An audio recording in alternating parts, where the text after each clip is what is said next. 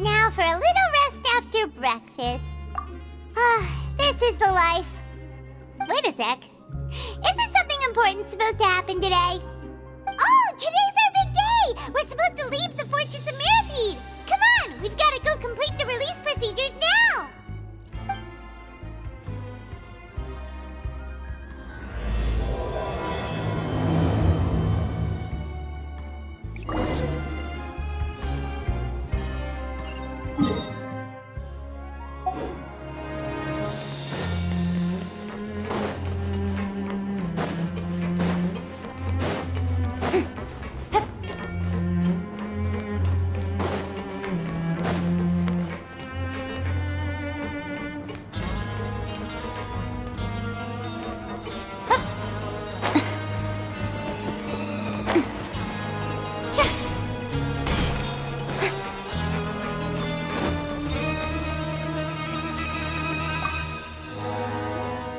Please, sign here. This document will be effective immediately upon signing, and you two may exit the Fortress of Mirapede via the regular channels. It's been so long since we've been to the surface. Let's hurry up and... Huh? What's happening?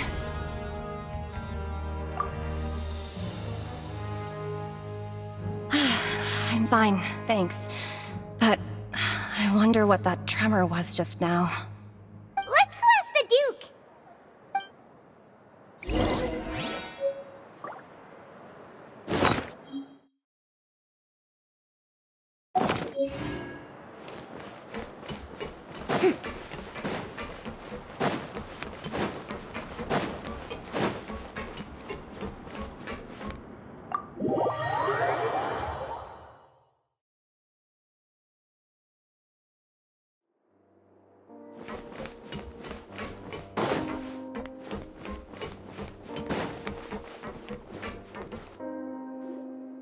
Your Grace? Ah, good to see you two. Is there something you wish to see me about? Yeah, what was with that earthquake just now? Ah, that. The tremor didn't originate from the seafloor. In fact, it seems it came from the surface.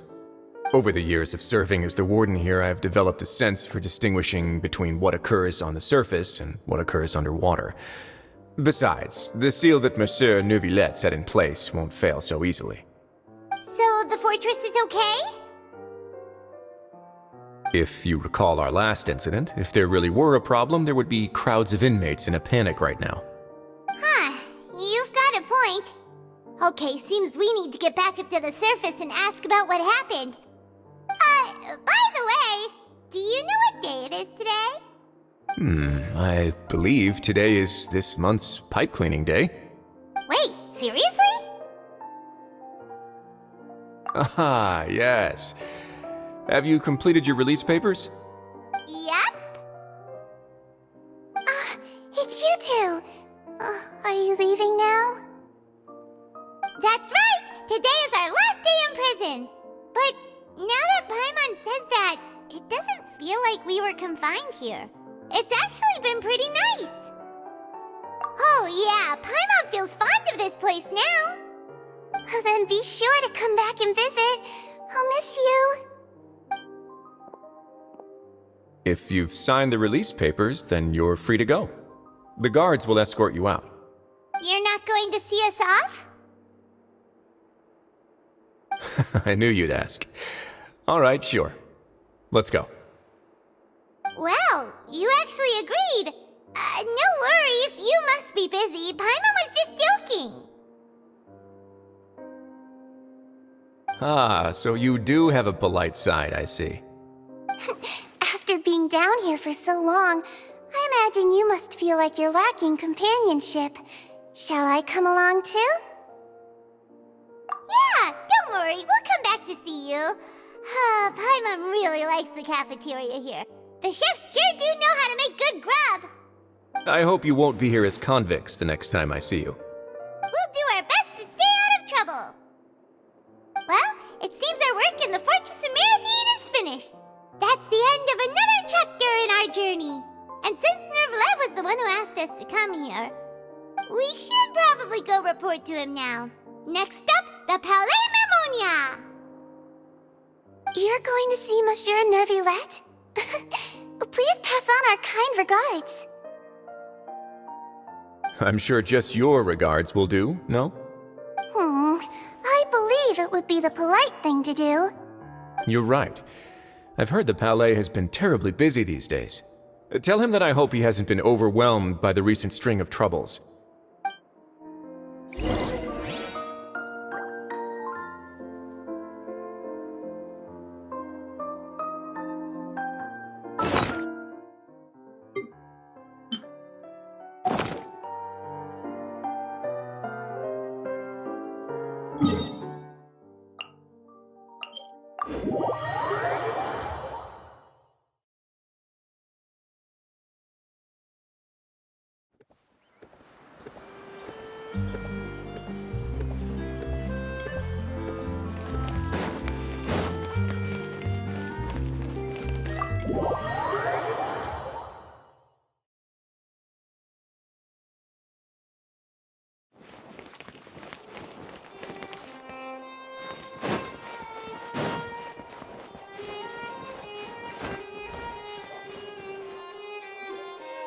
The Palais Mermonia sure is buzzing with activity today.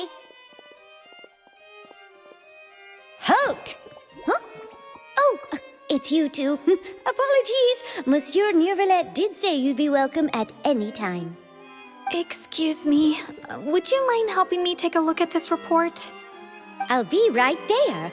Sorry, I've got my hands full here. You can see yourselves in.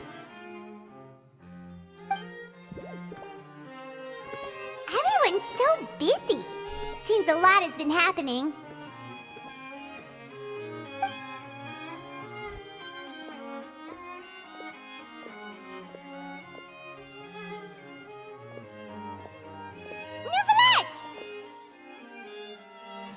Hello. You've come at the right time, but you'll have to wait for just a moment, as there are some urgent matters I must tend to first. In the meantime, please, have a seat. If you'd like to have something to drink, let the Melusine outside know. That's all right. We just ate. Very well, then. Let's take a break over there while we wait for him to finish his work.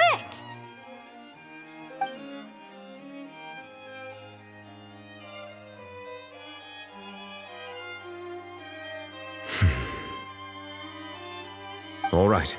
That should wrap things up for now. Are you done with your work? Yes, sorry to keep you waiting. Today should be the day you were released from the Fortress of Mirapede, and it appears that you have managed to complete all the release paperwork. That's right, and we came here to see you right away.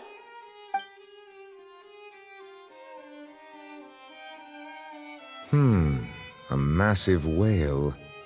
Do you have any idea what that might be?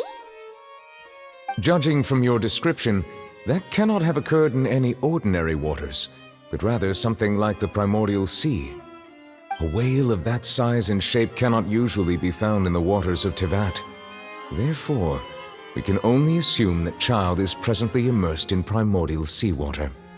Immersed in primordial seawater? But how? And is he okay?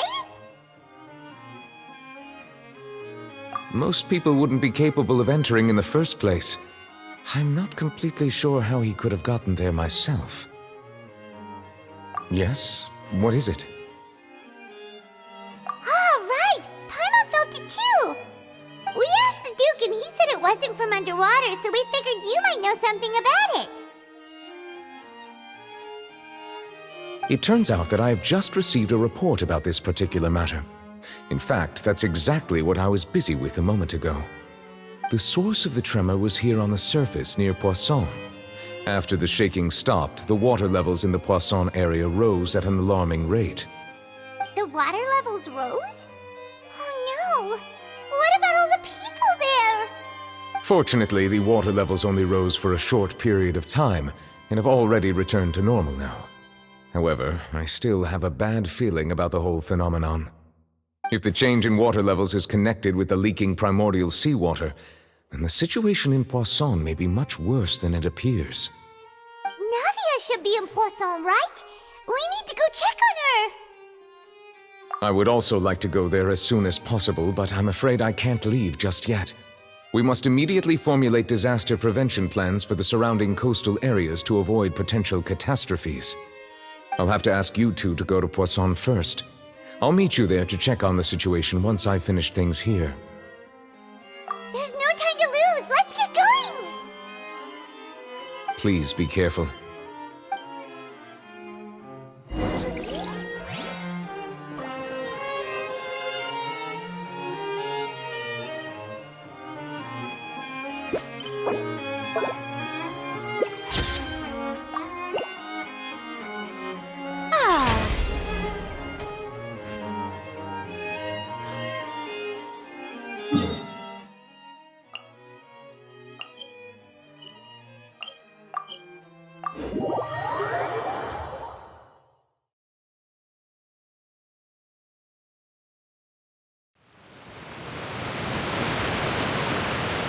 Oh no! What happened here?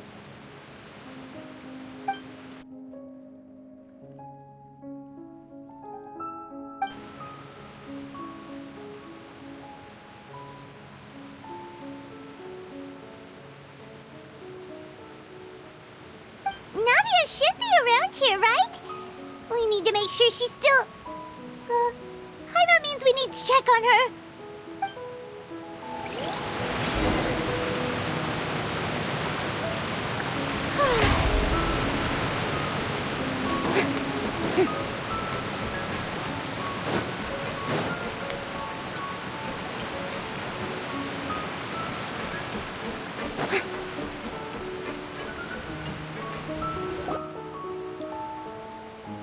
We haven't seen a single soul all the way here. Oh, this is getting scary. What will I ever do now? Look, there's someone on the roof over there. Just stay put! We're coming up! Watch your balance! All right, just hurry!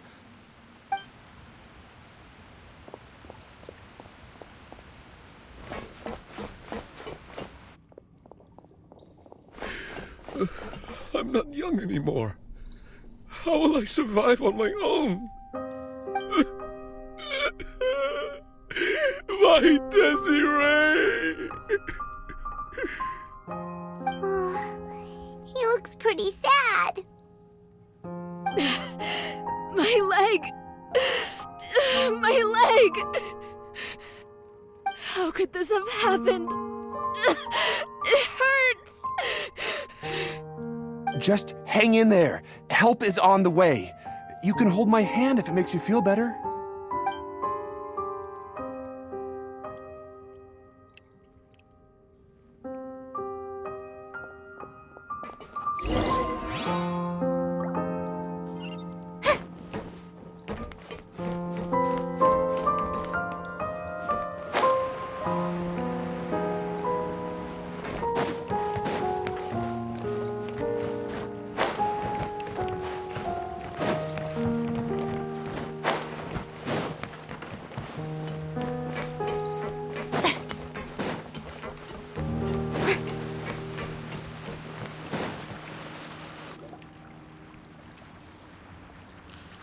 It's Navia! She's over there! Hey, Navia! Are you okay?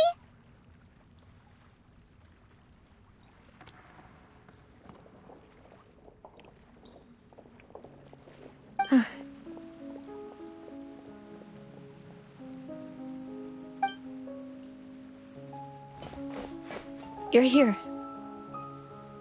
We heard there was a situation in Poisson, so we came as quickly as we could. Yes. As you can see, the water level suddenly rose.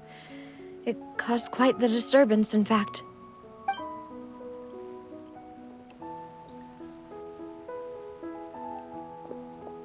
Demoiselle! There was a wounded resident next to a building southeast of here. We've already transported him to safety, but we've run out of medical supplies. He's wounded? How badly? He fell, so it's probably a broken leg. He's pretty shaken up. When the water level rose, he desperately climbed up to the roof. Once the water receded and he saw the ground, he became terrified and eventually... He jumped down then. Find the leader of Squad 1 and tell him to take the wounded resident to see a doctor. He should know where to go. Understood. I'll take over his search and rescue mission in the meantime. All right, you'll be in charge.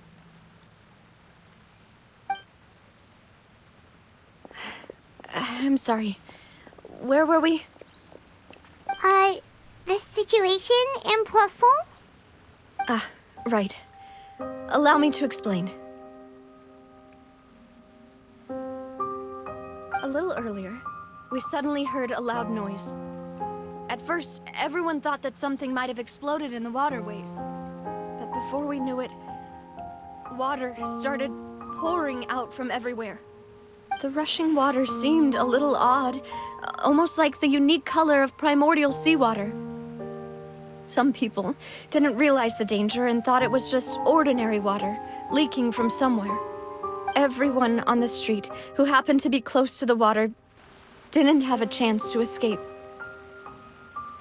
As the water levels rose, they suddenly disappeared. They were all dissolved. Those who realized what was happening started to flee in a panic, desperately trying to get to higher ground. Many were injured in the stampede, and some people fell from significant heights. The Spina di Rosula initiated rescue operations as quickly as possible, but there have been a lot of casualties. Fortunately, the water began to recede after some time, and the chaos came to an end. The water that flooded the area contained primordial seawater, so the lower levels of Poisson are still hazardous. To ensure everyone's safety, I've asked the people there to leave as soon as possible. No one knows if this could happen again. All we can do for now is try our best to help evacuate the residents. We still haven't completed the head count, but we'll have some numbers soon. How awful. And all of this just came out of nowhere. It was quite frightening indeed. I only wish that everything that just happened was a bad dream. Is there any way we can help, Navia?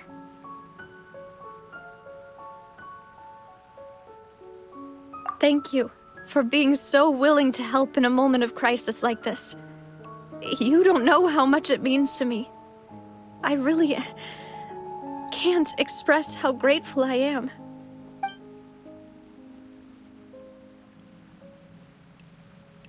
Don't say that, Navia. That's what friends are for.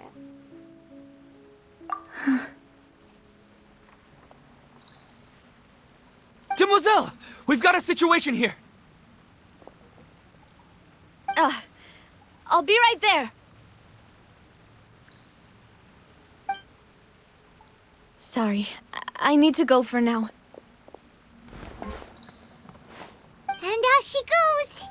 Seems it might be a while before she can take a break.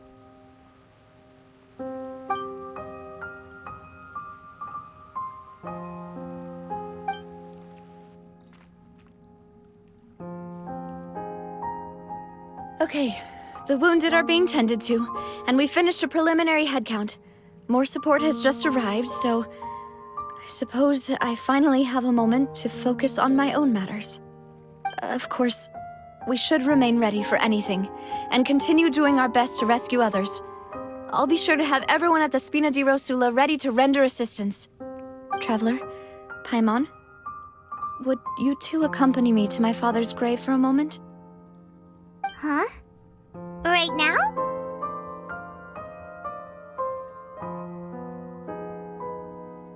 Thank you.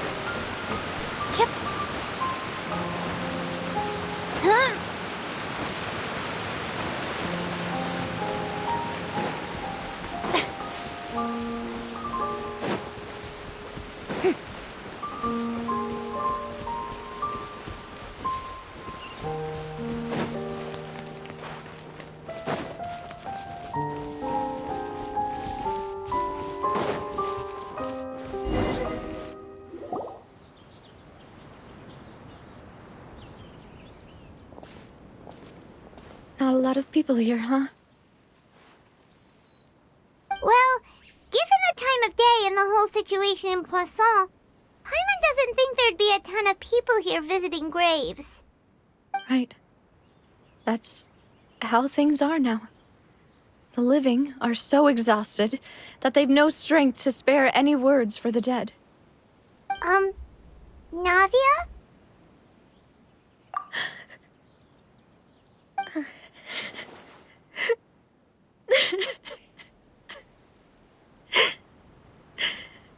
Navia, what's wrong? Sorry.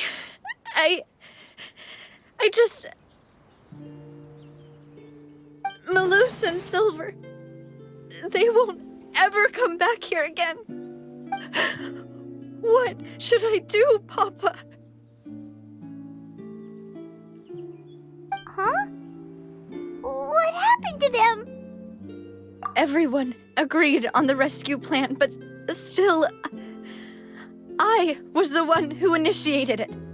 They were helping evacuate the residents, but they couldn't leave in time. And they were caught in the seawater.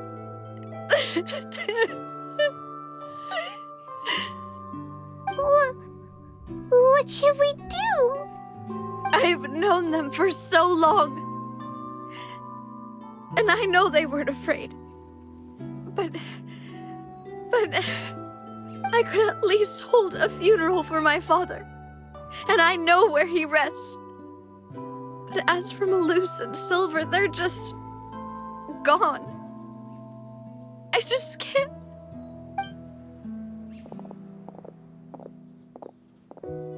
Everything looks so clean after it rains.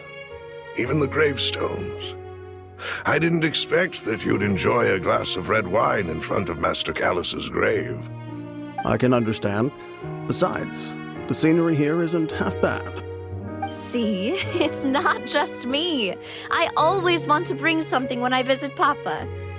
Perhaps we might even have a picnic. He wouldn't be angry, would he? How could Master ever be upset with you, Demoiselle? Yet the cemetery is the home of those who have passed, is it not? Everyone ends up here sooner or later, no matter who you are. Buying yourself a plot in advance, are you? No need yet. But when I do, I hope you'll let me be buried beside Master Callus, Demoiselle. Hey, stop joking around. I'm quite serious. That way, it'll save us both the trip to see each other whenever you visit your father's grave.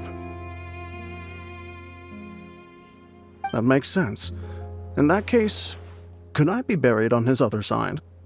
After all, besides you, Demoiselle, the two of us could certainly be considered Master's closest companions, no?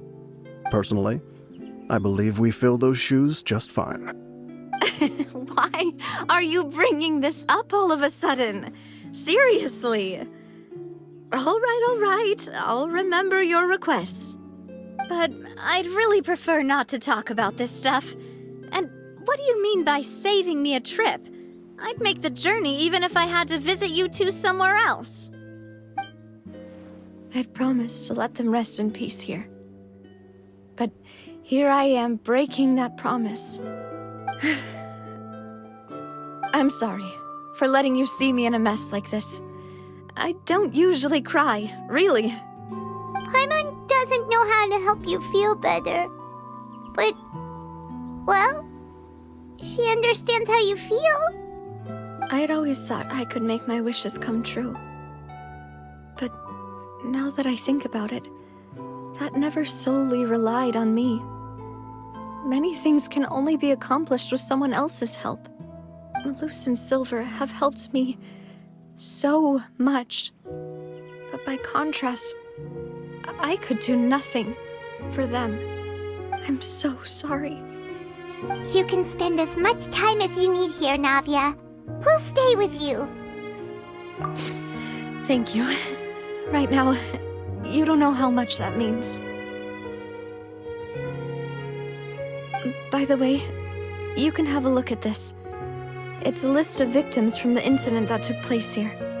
Obena, Khan, Burnett, Giverny, Francine, Karina, Daisy Ray, Joinville, Julianne, Esson, as well as Malus and Silver. So, everyone else is safe. But still... It's okay. I know what you're thinking. And you're right. We lost Malus and Silver. But we were able to save more than we anticipated. The overall outcome indicates that the cost was worth it. Right! Don't think that way, Navia.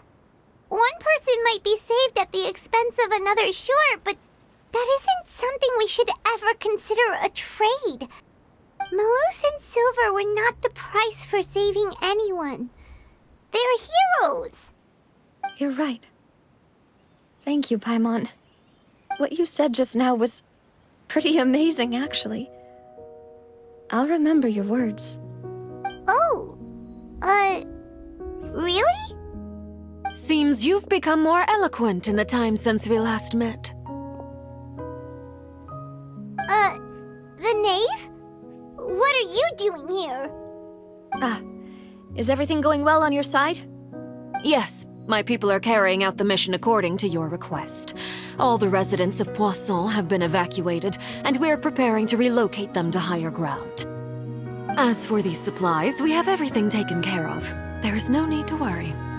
Thank you very much. Wait, do you two know each other? We just met recently. Right, Miss Navia? Usually, I would call this a coincidental encounter, but that doesn't quite fit this time. Besides, it never even crossed my mind that a Fatui Harbinger would come looking for me. Thanks to the Knave, Spina di Rosula received generous support from the Fatui, which allowed us to complete the rescue and evacuation work so quickly. Mutual aid is essential to fostering positive developments. We were already in the area, in any case, so it was nothing. That said, I must say that you're a lot sharper than you let on. I'm sure you understand what I mean. I apologize for all the ways in which I tested you previously. We've never worked with a Fatui before, and it's extremely important for us to know who we're working with. My subordinates have reported that Fatui soldiers have been observing water levels and taking head counts in various locations. I hear that they've also prepared a large amount of emergency supplies. I'm quite surprised. This is nothing to brag about, nor do I intend to. It is simply the way of powerful organizations to act forcefully, whether they are doing good or ill. You've witnessed that firsthand, in any case. As I've told this traveler before, I know of the prophecy, and I intend to prevent the impending disaster. Lending your organization a hand was a natural first step in accomplishing that. As such, do not be troubled by this token of our sincerity. Perhaps one day, you'll also be able to help me in the same way. Without your help, there would have been many more casualties. I won't forget your kindness. Furthermore, I sincerely regret what happened to Malus and Silver. I only wish that my people could have arrived a little earlier to prevent this from happening.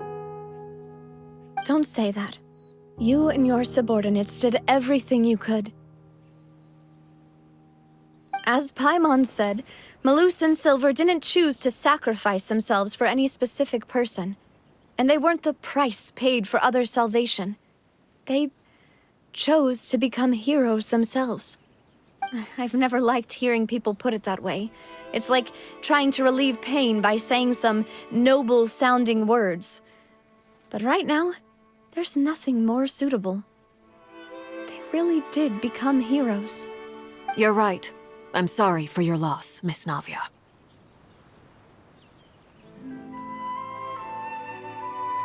Water is life to Fontaine's people, and it also spells disaster. It's no wonder that people always say that prophecies represent fate. Fortunately, I've never been one for such opinions. So, you're one who will try to change fate, then? Of course. That is why I'm going to Hotel Bouffe de Thé. I still have some things to take care of, and the children need my attention. By the way, Traveler, Paimon, one more thing. Alright, then we'll just... Huh? This isn't right. Paimon thought you would ask us to walk with you for a moment so you could tell us something in private. That is a clever and useful conversation technique, which I do like to use when necessary. But there's no need today. It would not hurt to have Miss Navia listening in. Traveler, I'm sure you remember that I said we could work together when we had the chance. You and I both know that there may be issues with the Primordial Sea. Previously, it was the Fortress of Meripede's sluice gate, and this time it was the water levels in Poisson. These are both signals. Indeed. Allow me to share the latest intel I've received from the House of the Hearth's intelligence network with you. During some recent investigations, a child claimed to have discovered some ruins near Poisson. The ruins date back to ancient times, and seem to be worth investigating in many ways. Judging by the dating of the ruins, they may be related to the prophecy and the coming crisis. The situation is becoming more urgent, so any pertinent information will prove extremely precious. My people initially came to prepare for ruin exploration. Unexpectedly, this disaster struck, and at present, we're all busy prioritizing the rescue effort. So that's why the Fatui were already in Poisson. I wanted to take the children along, but unfortunately, Linny, Lynette, and Fremine have all been dispatched to higher ground to assist affected residents. Linny told me that outside of the house, the person they trust most is you. Which is why I want to give you this task. The House of the Hearth's members see each other as family, but Linny, Lynette, and Fremine said that they also see you as such, even though you are not from the house. I'm sure you already understand how earnest they consider their friendship with you to be. Oh, that somehow makes Paimon feel kinda happy. The intel I just shared about the ruins could fetch a high price. But since the children consider you family, it's only natural that I freely share it with you. Got it! So all we gotta do is go to some ruins, right? We can handle that. Excuse me, but may I tag along? You wish to join, Miss Navia? But are you sure you're up to exploring some ruins? You need to rest. Well, I'm sad, yes. But I can't just go back and plop myself into a chair by the roadside and do nothing. There's no point in being depressed while we still have a disaster on our hands. As my father's successor, I must live up to the hopes he had in me. Besides, I'm also doing this for myself. I need something, a distraction, to keep my mind off Malus and Silver.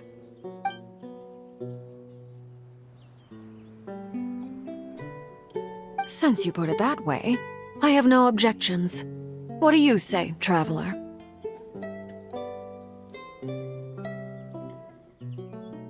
All right. The ruins are to the south of Poisson. Here's the map. Okay, the three of us will handle it. Come on, let's pack up and get going.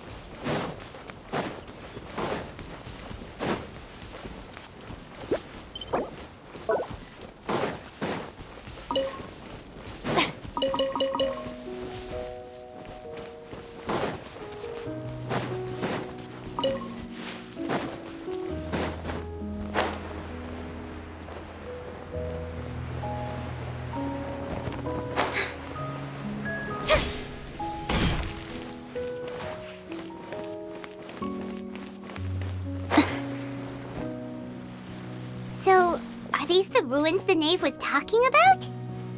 Whoa, talk about old. They seem to be pretty ancient, all right. Let's go in and have a look. Just be careful.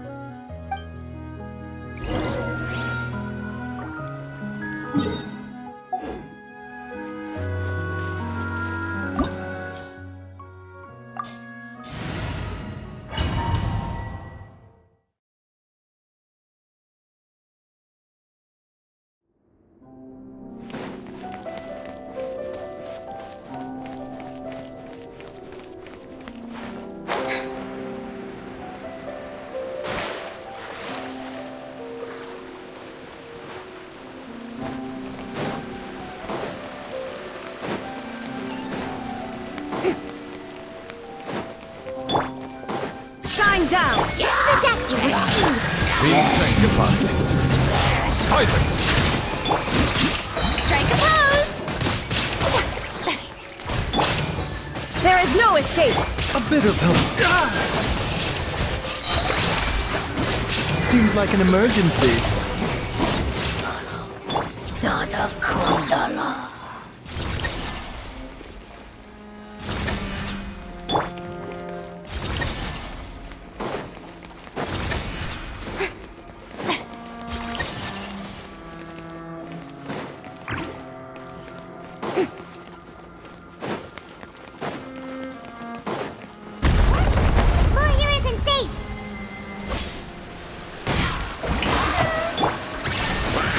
Mind the side effect.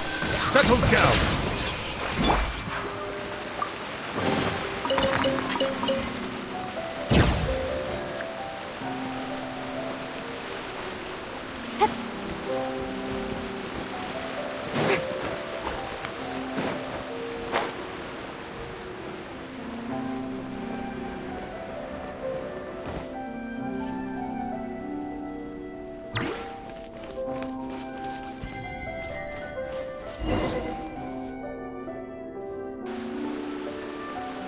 This place has also been contaminated by primordial seawater.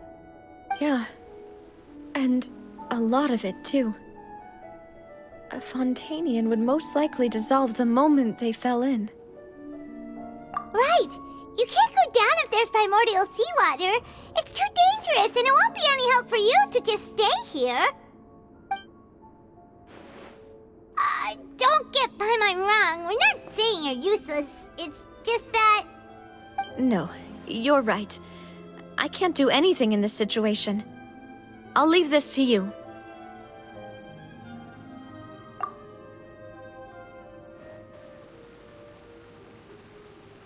That complicates things. Maybe the only way left is forward. In that case, do you want to wait for us here? The water levels here are unstable, and there's a chance the water will rise. So staying here wouldn't be safe either. I'll go together with you. Perhaps we'll find the exit just up ahead. All right. Come with us for now then, but please be careful.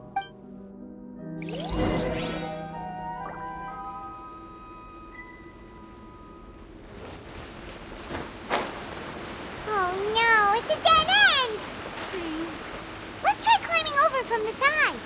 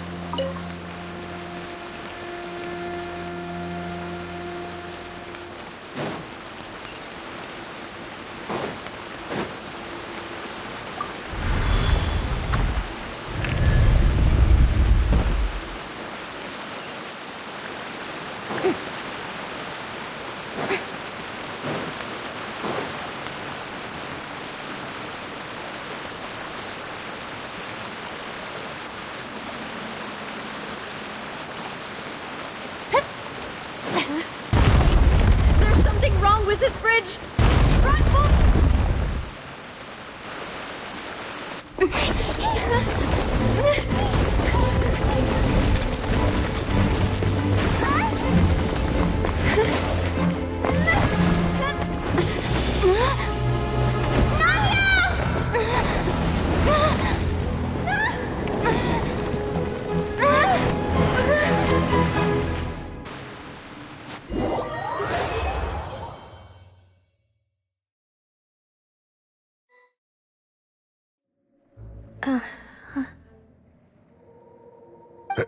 Demoiselle?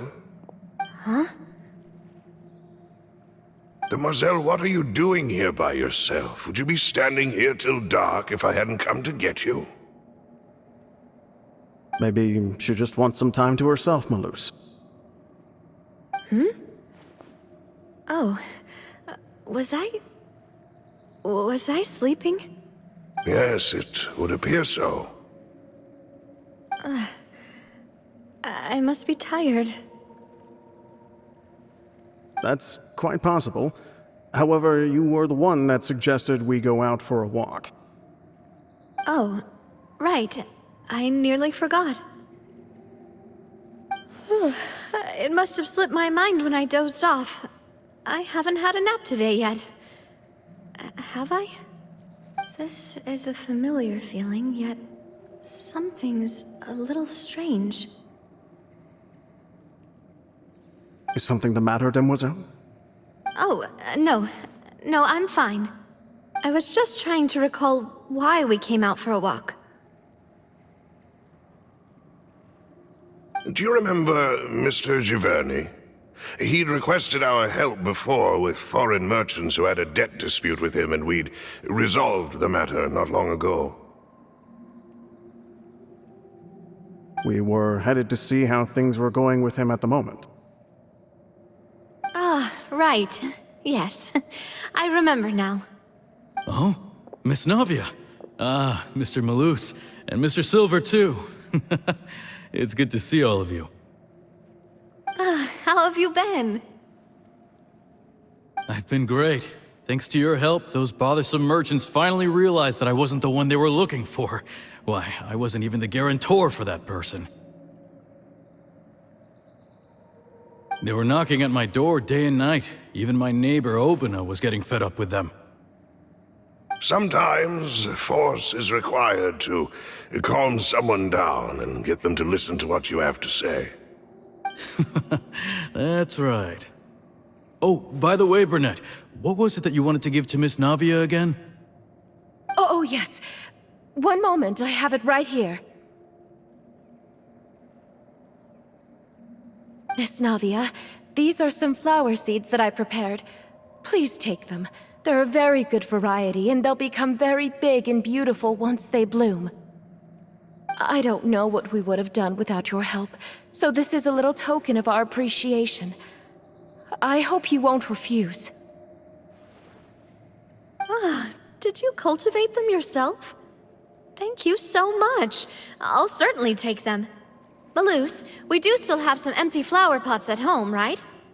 Why, we can have as many pots as you'd like, demoiselle. Perfect. In that case, we'll swap out some of the decorative plants for some of Mrs. Burnett's flowers. Very well. Wait. Something seems to be off here. Excuse me, madam. If I'm not mistaken, your name is Burnett, correct? That's right. Is something wrong? No, it's nothing. This is the first time we've ever met, but your name seemed familiar to me. I must have heard it when I was discussing things with your husband previously. I've heard this name before. Sometime recently, I'm sure of it. And why are there so few people around here? Where did everyone go? We must mind the time, demoiselle. We still have important things to attend to today. Huh? We do? Like what? Well, now, did you forget? Miss Navia, here you are. I've been looking for you. Please, come to the Opera House. Your trial is about to begin. My trial? Wait, why would I need to go to the Opera House? Yes, she's right, demoiselle. It's just about time now, so we should get going. Oh? All right then.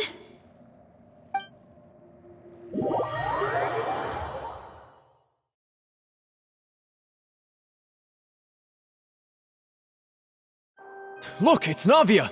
She's here! And her two attendants are with her. Goodness, everyone's finally here. There sure are a lot of people here to see the trial. And they all seem to be oddly excited about something. I even know some of these people. Karina, Desiree, Joyville, Julien, Essen. Why are so many people here? And why do I have no recollection of this case?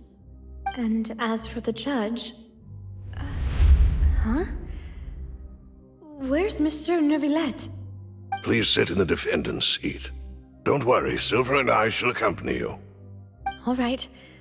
But are you sure you can stand behind me? Typically, it wouldn't be allowed, but today is an exception.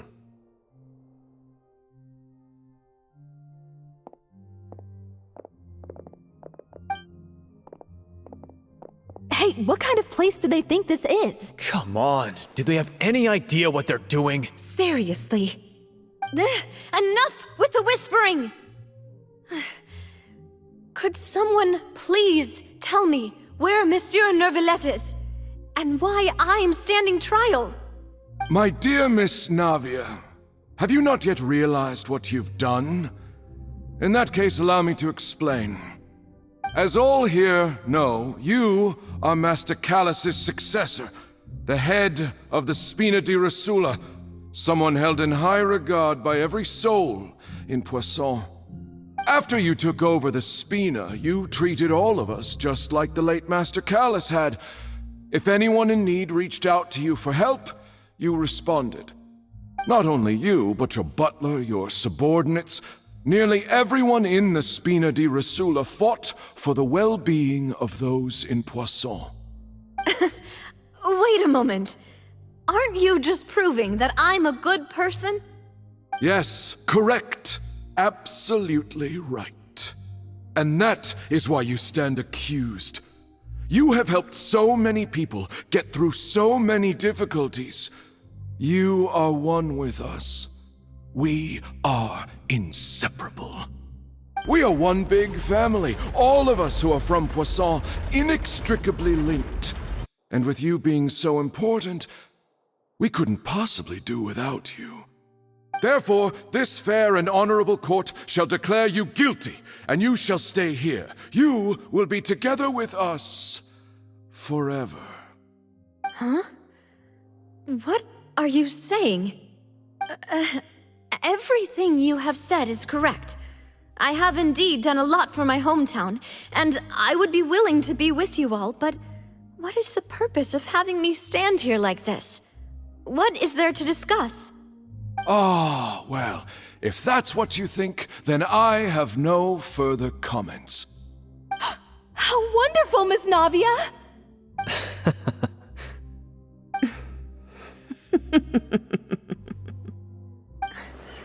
I know all these people.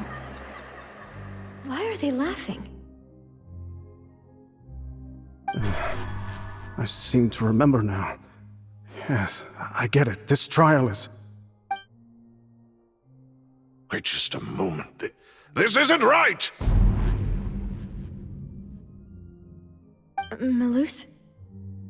What was that, Mr. Malus? Our conclusion is very clear and unanimous. Let the court judge her now. She's guilty! Stay here, Navia! You're one of us! Demoiselle, don't admit guilt. This trial means to keep you here forever. I wish to exercise my right to defend Our Lady. Mr. Joinville, you only know of Navia's goodness, but nothing of her utterly independent mind. She was born a free and independent spirit. She has never been tied down by anything. Indeed, even the death of Master Callus couldn't stop her. Her actions cannot serve as proof that she identifies herself as part of any group. She merely acted as an individual, extending her hand to help others. Please do not mistake her actions as being otherwise. Really? As an individual, you say? Don't forget, we are all Fontanians here. This is the nation of justice, the nation of Hydro. Even if Miss Navia only voluntarily rendered her assistance, that doesn't change the fact that her beautiful soul must return to everyone. Water accepts all, blends with all. It will surely accept her kindness. Everything is measured here in the nation of Hydro, and in the end, everyone shall meld together. Thus, when a unanimous opinion emerges, that opinion represents justice. Now I speak for everyone. Our opinion is consistent. Navia should stay. We and Navia are one. And you would call this justice? Preposterous. You are merely jealous that Demoiselle still has a chance to exist as an individual. Have you forgotten how much you all once longed to become individuals, to become independent? Do you mean to defy our justice? If your justice is flawed, then why should we acknowledge it? As you said, we can also have our own justice. Silver and I shall defend Demoiselle. And that is how we will enforce justice. Ugh, my head... It hurts. Demoiselle. Silver, it hurts. My head is spinning. All I can see is stars swirling in front of me. I remember now. Everything that seemed odd from the very beginning.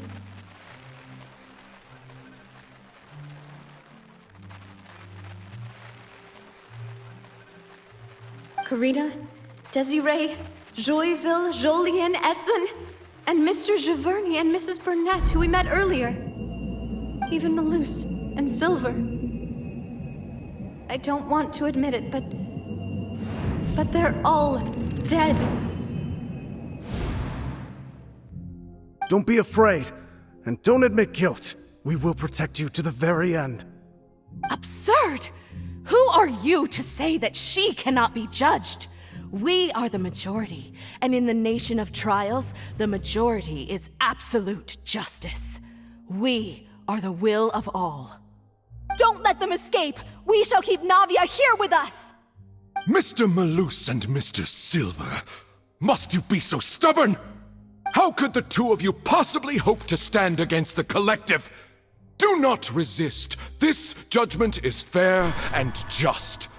Navia belongs to us. After all that happened, she should not be left alone in Poisson. What are you saying? No more excuses! He says we're jealous. Jealous? How could she possibly be an independent individual? What's with these people? Who's jealous of her? She belongs to us! Miss Navia, she... Silence! That's...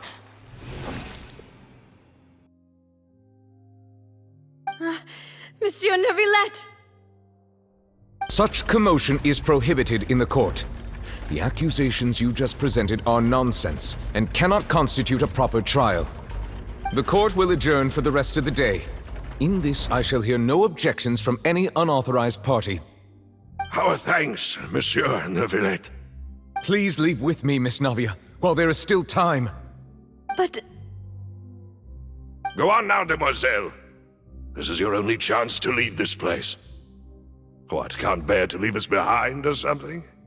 Malus. My apologies. I couldn't resist making one little joke once I realized that this shall be our last goodbye.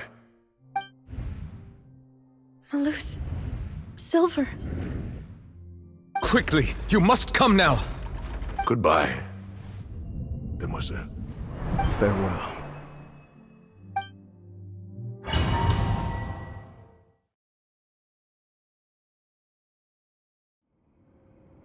No, wait! Just a second! Navia? You're awake? Good.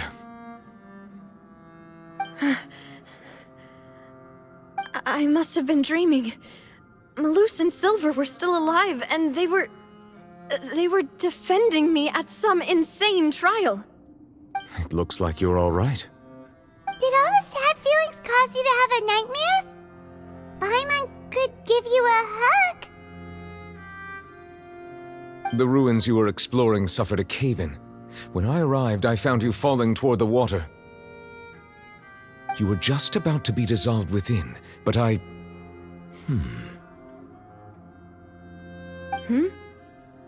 What is it? I think I saw two Oceanids protecting you. It was only for a moment, perhaps even a fraction of a second, but they gave me the chance to retrieve you. Were it not for their intervention, I would not have been able to rescue you before your consciousness dissipated. Wait, did you say Oceanids? You mean like what happened with Vache? Perhaps those two Oceanids were the people you saw in your dream. I always told them that they didn't have to protect me. To think that they'd keep doing so even after death.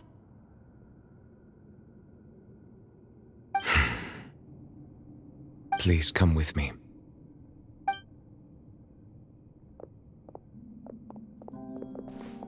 Neverlet, are you okay? Oh, I am quite all right.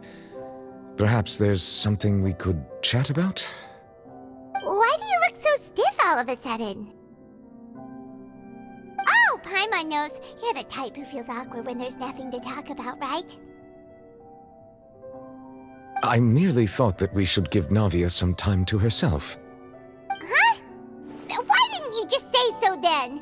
Don't you think it's even more awkward to call us over like this and then have nothing to talk about?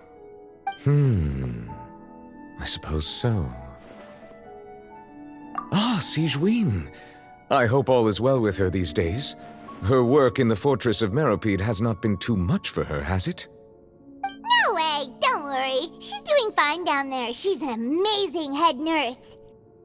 I see. Well, that is good. I have always worried that Sigewinne would need a lot of time to understand the world of humanity, just as I have. Oh, and the Duke also says hi! Even though Sigewinne made him do that. He hopes that you haven't been overwhelmed by all that's happened lately. Thank you. I have indeed been busy lately, and I also hope that everything is going well in the Fortress of Meropide. He still doesn't know what to talk about. Let's chat about something else then. So, Neverlet, you're probably quite the swimmer, huh?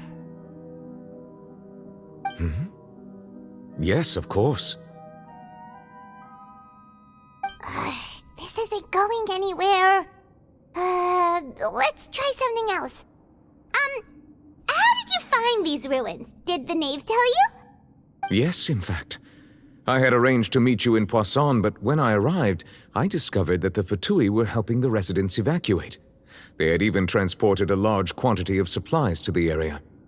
Amid my astonishment, I ran into the knave, and we had a chat. She informed me that she had asked you to investigate the ancient ruins here. Yeah, we originally planned to meet up with you, but we thought you might still be busy with all those official documents. We didn't think exploring the ruins would take very long, and who would have thought you'd wrap things up so quickly?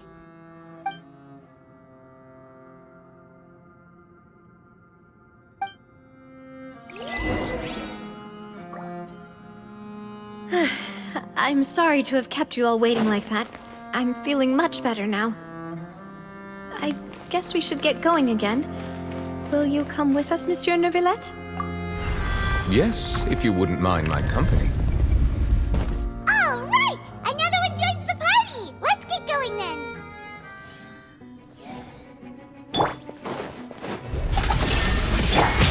A bitter pill to swallow. Let my name echo in song! Let the mighty be humbled. Bow your head. Torn to oblivion! Dada Kundala.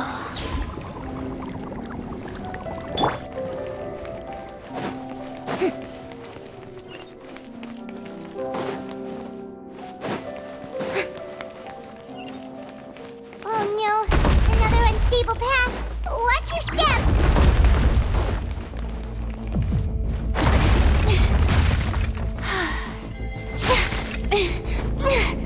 Huh?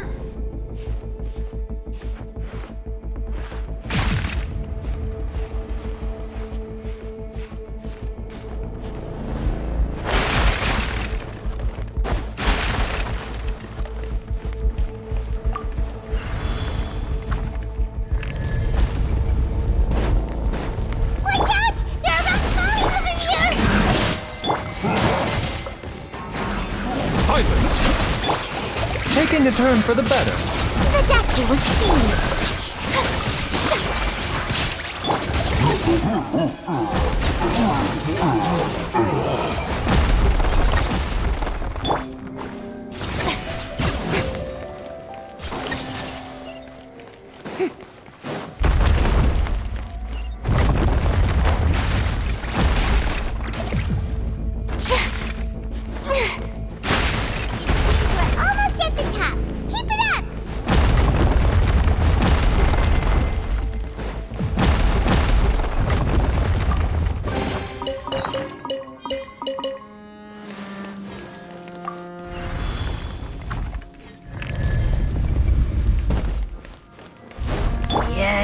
No escape!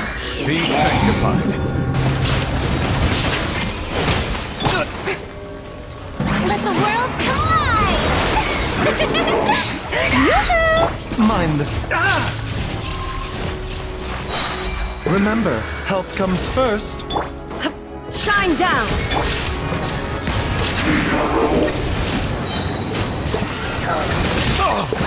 Let the mighty be humbled.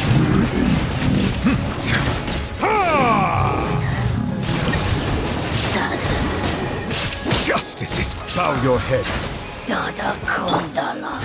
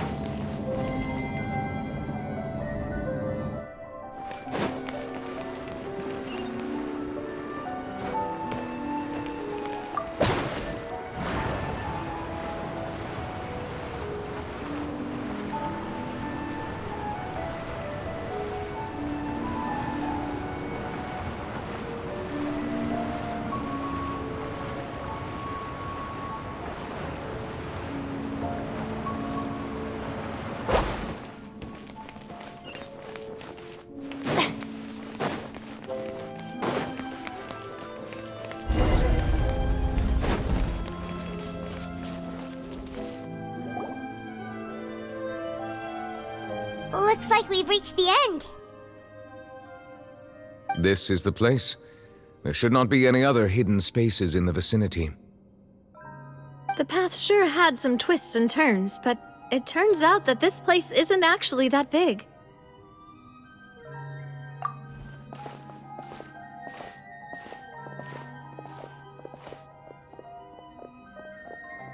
Stone slates. It seems like they were put here as an offering. Could we take them down and have a look? Perhaps we should just leave them be for now.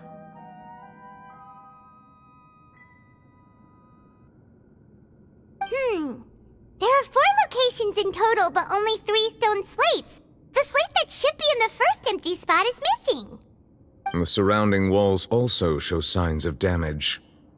There's something written below. Let Paimon see.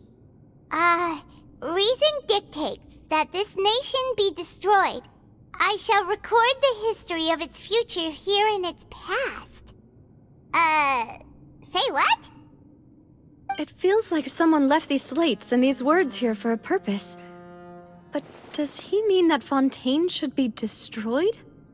That would fit the circumstances dictated by the prophecy, yes. Indeed, the slate's contents correspond to it. Take the second slate, for example. There's a person kneeling here. She seems so dedicated. And there's a whole bunch of other people behind her doing the same. She's facing this... what is this? Some kind of island in the sky? And is that Lady Farina in the third image? Did the Hydro Archon fall into the water? And is that a ring of people around her? Paimon doesn't quite get it. Are they all in the water? The fourth image. I know this one. This exactly matches the content of the prophecy. The people will all be dissolved into the waters, and only the Hydro Archon will remain, weeping on her throne.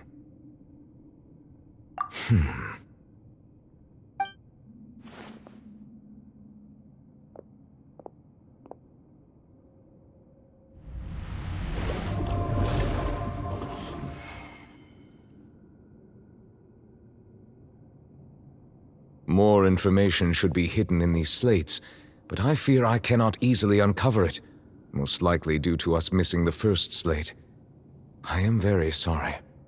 Don't blame yourself, Monsieur Neuvillette. Deciphering ancient stone slates isn't one of your duties.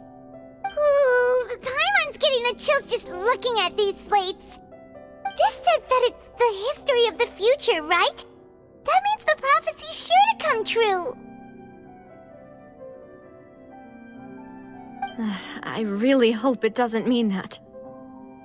Still, Paimon feels like these images are kind of weird when you look at them together.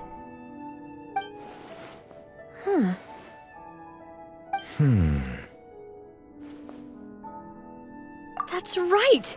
If the images are in chronological order, shouldn't the fourth, the waters drowning Fontaine, come before the third, where the Hydro Archon herself falls into the water? And yet the order is reversed here.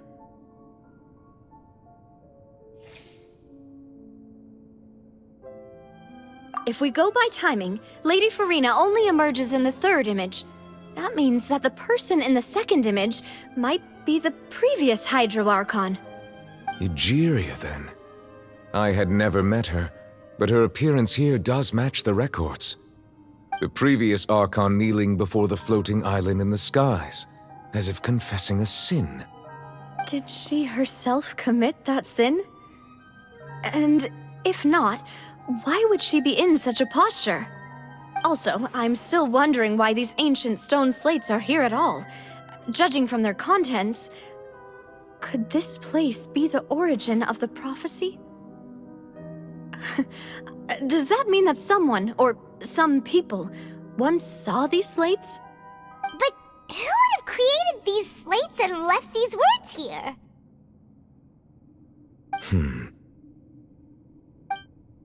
It seems that any further clues will have to come from Farina. In that case, there's no time to lose. There's nothing else to be gained here, so let's head back first. Yeah, we better get somewhere safe for now.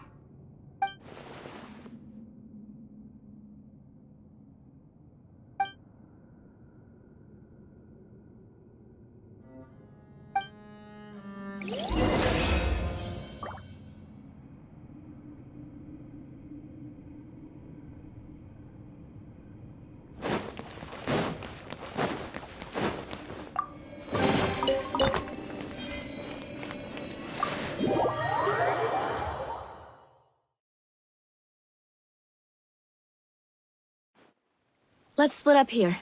I'm going to check on what's happening with the Spina. You know how it is. There's some things you just need to be there for yourself. You still have energy for that, Navia? Paimon's already beat!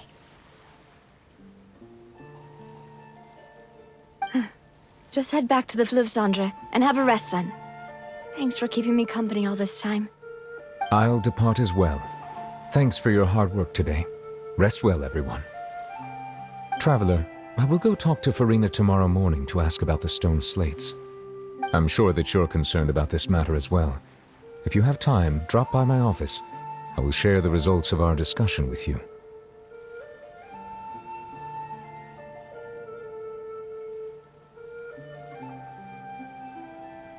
Are you really gonna talk to her about this directly? Will that be a problem? Paimon's getting a little scared now that it's come to this. She has long been harboring secrets and will not give them up easily, which makes it all the more my duty to ensure that she understands the present situation. Alright, we'll leave it in your hands then. You're probably the best person to talk to her anyway. I will be carefully considering my words tonight. Traveler, Paimon, our safe house at the Fleuve Cendre is always open to you, as ever. So please don't think you're an imposition. All right. I'll be on my way then.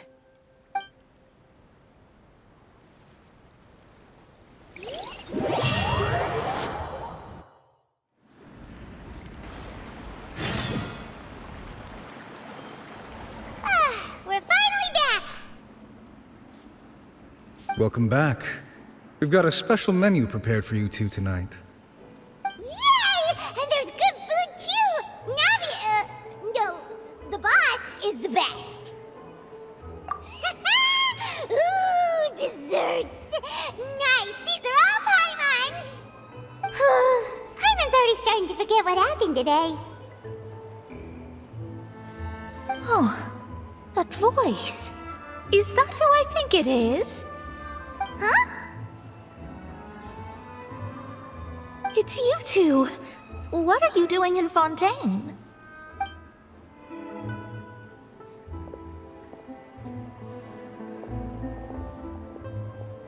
Mona?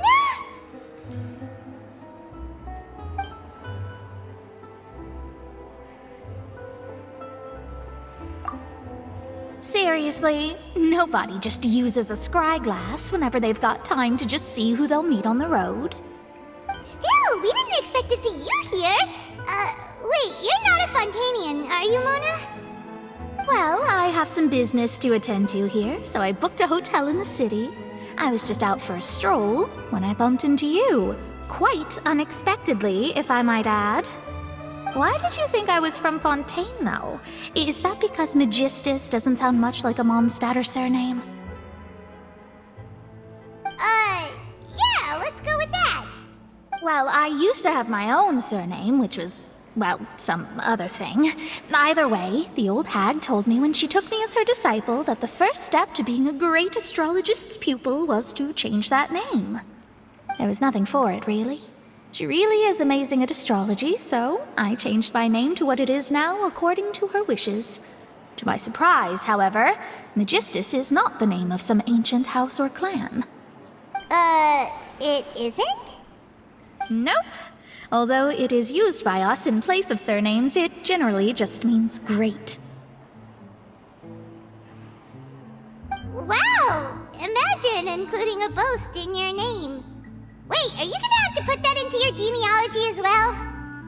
I reckon so. In any case, I'd give my disciple a name like this as well, if I were to take one. Astromancer Barbeloth Trismegistus. Whoa, that's a long one. Does it also mean great or something? My name means Mona the Great Astrologist. As for the old hag, hers is, in plain speech, the thrice-as-great Scholar of the Stars. Just take it as a title specific to astrologists. Thrice as great? That's so petty. I know, right? That's just how she is. She used to call herself Magistus, actually, but once she took me in, she changed her name to Trismegistus. Talk about excessive. Magistus is thus the calling card of our school, so to speak, which makes it about the same as a surname. It's all right if you don't get it. You can look into it further should you need to study astrology more deeply. That sounds terrible! But anyway, you're not Fontanian, are you, Mona? You're from Mondstadt, right? Well, I was born in Mondstadt, yes.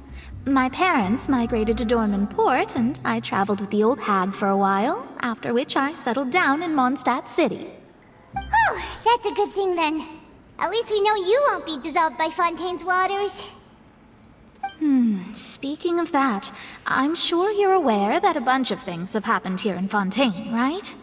I know you're not a local, but I'd avoid getting too close to any water that looks strange all the same. There's something ominous about it. Well, the water, I mean. That was the main reason, yes. Just a while back, the Steambird invited me to take part in a panel and speak about the circulation of the prophecy as an astrologist. The invitation was sent quite early on. I don't think anyone expected Fontaine to be in this much trouble. What do you make of that prophecy, Mona? Just tell us what you think as an astrologist. Your word would go a long way to make things more certain and less scary. What I can tell you is that I'm an astrologist, and that this prophecy concerns the fate of Fontaine, even that of all Tevat. Ascertaining this is akin to reading the fortune of the whole world. I'm afraid that this is not something that just anyone can do. If I could do it, you would no longer call me an astrologist, but a visionary. But on the flip side, the prophecy is so huge and powerful that it must surely come from a powerful visionary. Its contents involve the fate of the world. Disregarding it would be a mistake. A visionary? Sounds really powerful and all, but does such a person really exist? Of course. The old hag could do it. And I'd bet there are others amongst those Hexenzirkel colleagues of hers who could do something similar. Huh? Are you sure? All right, I'll help you. It isn't often that I see you with such a serious look on your face. I'll tell you once I hear back from her. Thanks, Mona. You're amazing as always. Oh, well, this is something only I can do after all. So yes, your praises are quite welcome. That's the greatest of astrologists for you! Of all the people we know, you know the star's the best! Indeed. That's the spirit. Oh, sorry. I came to see what all the commotion was about. If there's anything you need, do not hesitate to inform the Spina di Rosula. Oh, whoops. Guess we were getting a little too carried away there. Well, I'll go tend to my own business now. If I receive any news, I'll be sure to come find you two again.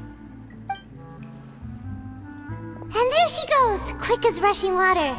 And here we are with the Spina guy giving us suspicious looks. If Paimon hadn't spoken for you, it'd be you getting all the weird looks! The things Paimon does for you! That's more like it.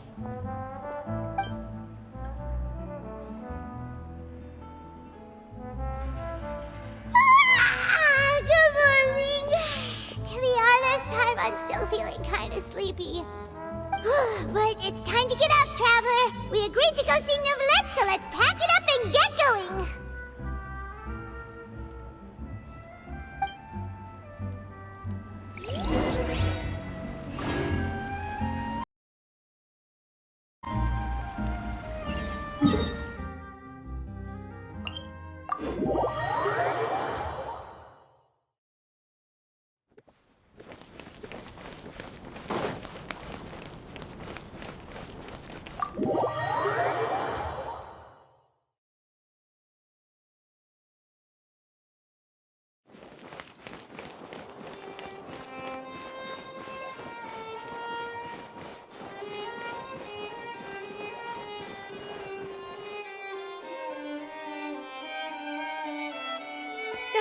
You're here!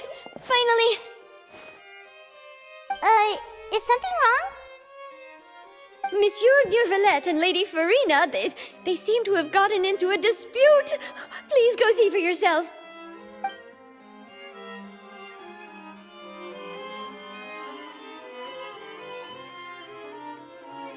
Like I said, I've already explained everything! And yet the problem has not been properly solved. There is little space for excuses between us. It is not my intention to offend you, but please, tell me where you stand. You are the Hydro Archon Focalor, are you not? Look at this. This is a list of the victims from the recent Poisson incident.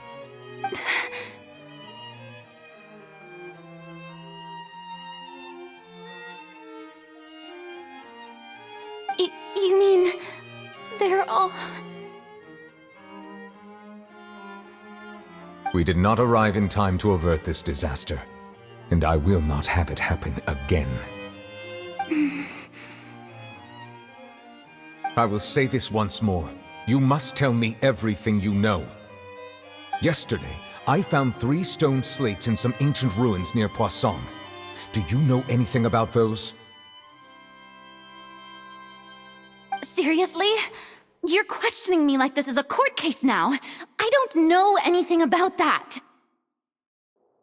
But you found them in some ancient ruins, you say? That's correct, which is why I came to ask you some questions. There should have been 4 slates, but one of them was missing. The other 3 feature different images that seem to correlate to the prophecy. The prophecy? The second of these slates depicts the previous Hydro Archon Egeria kneeling before a floating island in the sky, as if confessing something. Do you know nothing of this either? I don't. I've never seen such slates. I'll ask you again. Do you really have no information regarding the previous Archon? My deciphering of the slates indicates that the Hydro Archon Egeria once had to confess to, or apologize for, a certain sin. If anyone would know about it, it should be you. All gods don't have the same secrets, you know. She was herself and I'm me. Is it really so strange that I know nothing? I understand your concerns, but I'm sorry. I just don't have anything to tell you. Forgive me for saying this now, Lady Farina, but I have long known of your various secret investigations into certain matters. There are several indications that you have been investigating the prophecy on the sly. This is not strange in itself, considering that you are the Hydro Archon. But it is strange that you should also claim to not know any of Egeria's secrets, as well as do nothing following your inquiries. You have never been as superficial as you have presented yourself to be, nor are you a fool. And yet, your behavior is very inconsistent.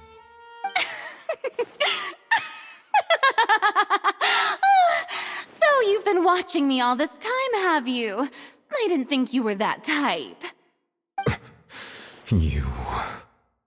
Well, since you know about my secret investigations, then you should know I'm actually working to take care of it. There's no point questioning or suspecting me. You're the Eudix, but you're still my subordinate. You should be following my lead. Just trust in me, you're Archon, and do as I say. Never mind whether you can truly convince yourself to or not. It'll all turn out fine. That's all I have to say. We do not discuss this matter again. Oh, the opera's about to start. Toodles!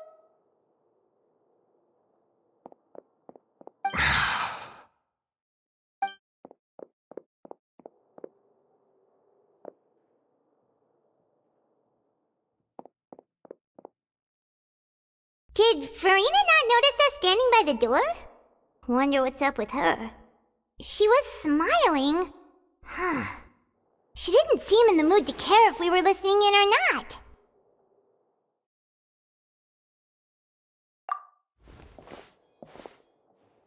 I assume you've been outside for a while now? Oh, you noticed. Seems Farina didn't even realize we were here. She was in a great panic, though I cannot discern the reason. Our discussion reached impasses time and again, a state of affairs that we cannot allow to continue. Still, I do not understand. Dialogue is the basis for understanding, so why did she keep refusing to engage? Everyone in her inner circle has noticed that she is hiding some secret. The issue is her attitude. I fear that she will not reveal anything unless absolutely forced to. We may have to create a situation in which she will have no choice but to speak. Oh? Like what? Normally, people will only reveal the truth when standing trial. Perhaps we must have the Hydro Archon experience just such a scenario. But Farina's seen so many trials, and she's really good at dodging questions. How do we make sure that she won't just slip away at the first chance she gets? We will need to consider this thoroughly, join forces with various parties, and then do what we can. If at all possible, I would prefer to recuse myself from this affair, but we must prevent the prophecy from coming to pass. This may be cruel to her, but all Fontaine is in crisis. The information a god possesses is too precious, and so we must take a chance on this. But who will lend us their aid to do such a thing?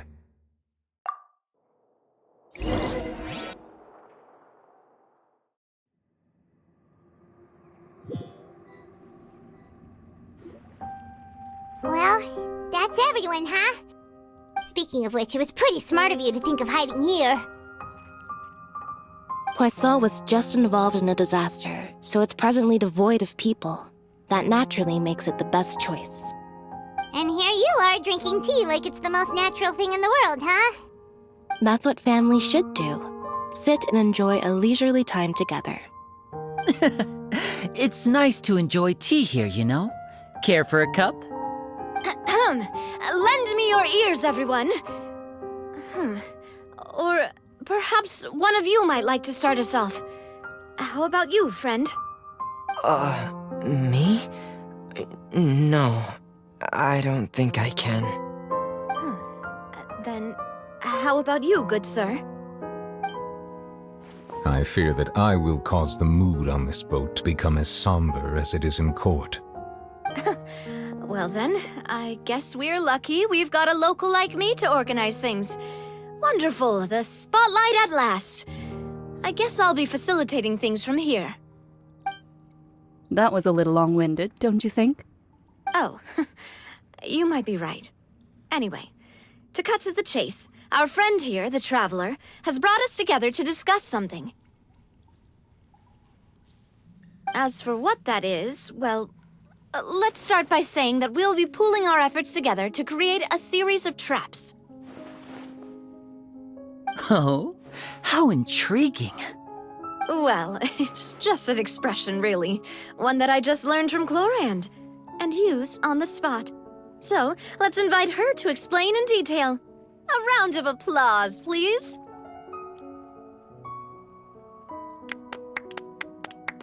Huh? Didn't you say that you would be facilitating this? Oh, come now. Your work doesn't involve much public speaking, right? This is a good chance to practice. You might even pick up some fancy oratory tricks to impress your boss with in the future. I see. And what does my boss say? He is glad that you consider him your boss. Do go on.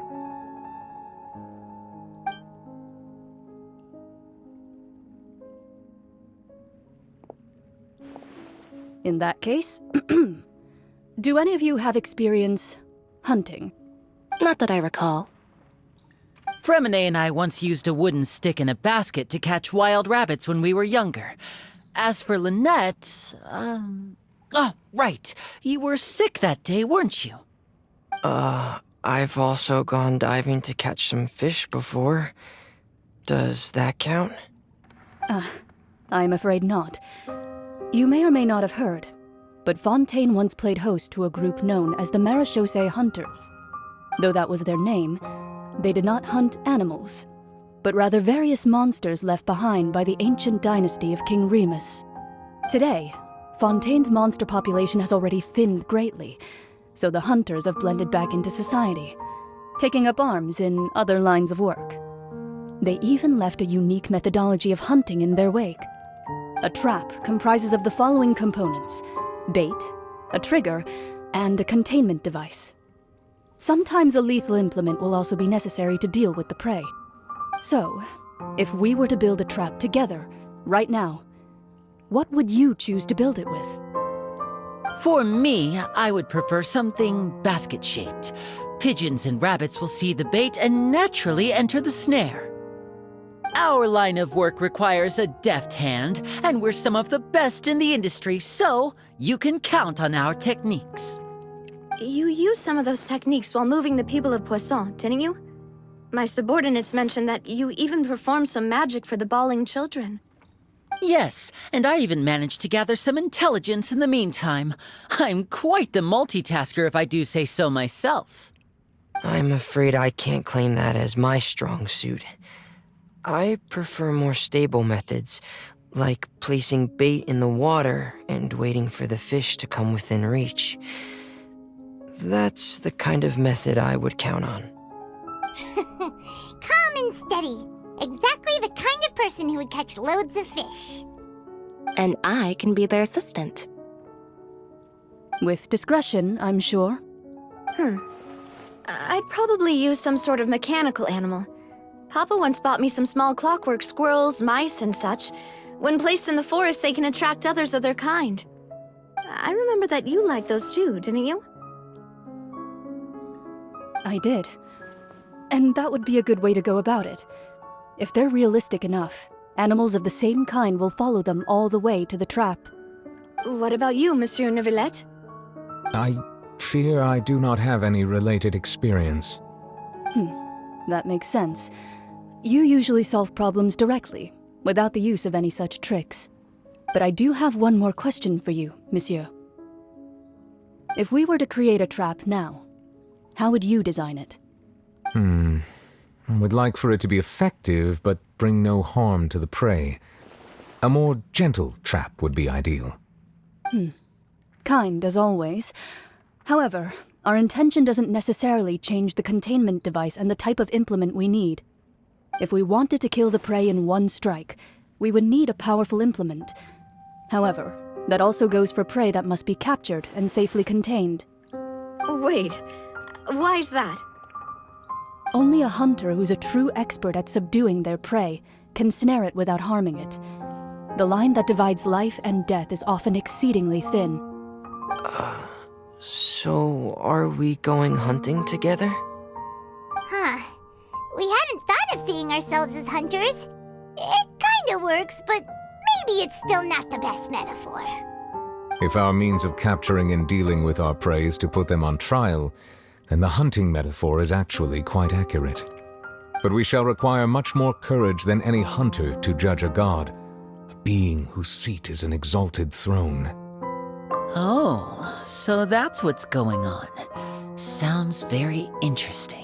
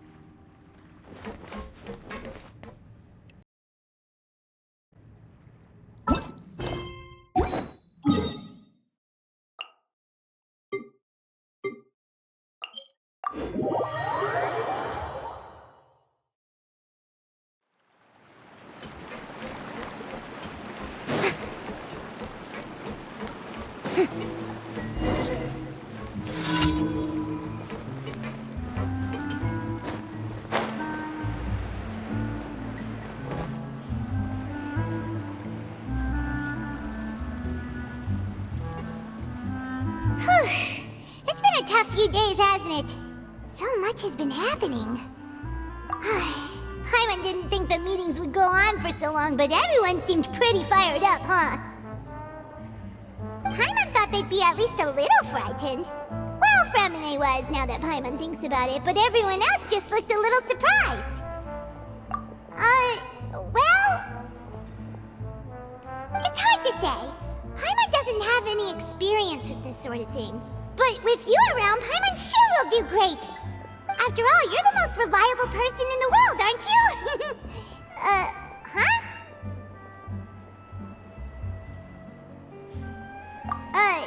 Did you just pour some tea? Paimon didn't notice you doing that at all. Then what's that? Paimon's never seen that cup before. Don't be frightened. I'm just joining you two for tea. I merely refrained from saying anything till now. Who's that voice? But there's no one here. Aw, have you forgotten me already? Wait, you are familiar. You're the voice we heard from the sky in Sumeru. The voice from the sky, I fear that description is wrong.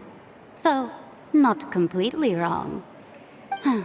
You're feeling lost now, just as you were feeling previously. I sensed that confusion and thus came to you. Guiding people is an irresistible hobby of mine, after all. Consider me a passerby, just accepting a commission from my friend's disciple on a whim.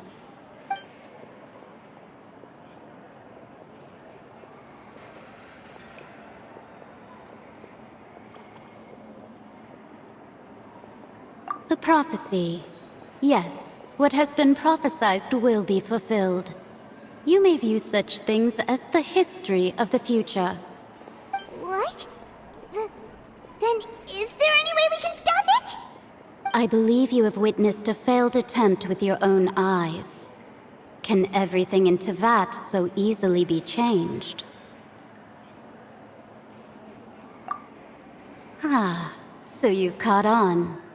Just as prophecies are usually only the future as seen from the perspectives of the gods, could things be happening in hidden corners where the gods' gaze does not fall?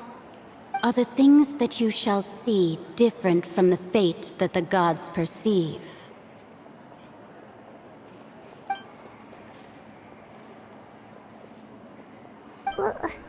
What is she talking about? It all sounds really impressive and important and stuff, but it also sounds kind of scary.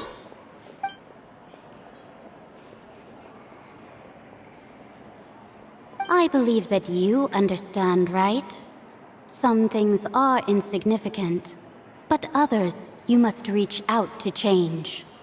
Ultimately, fate shall serve as your only guide, no matter what will happen in Tevat's future.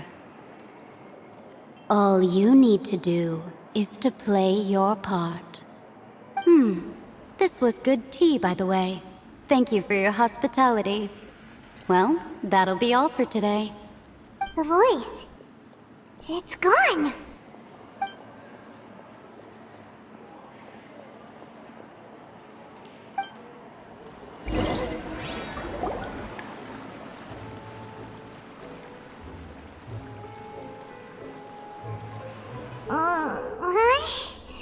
I want to hear someone talking. All right, coming.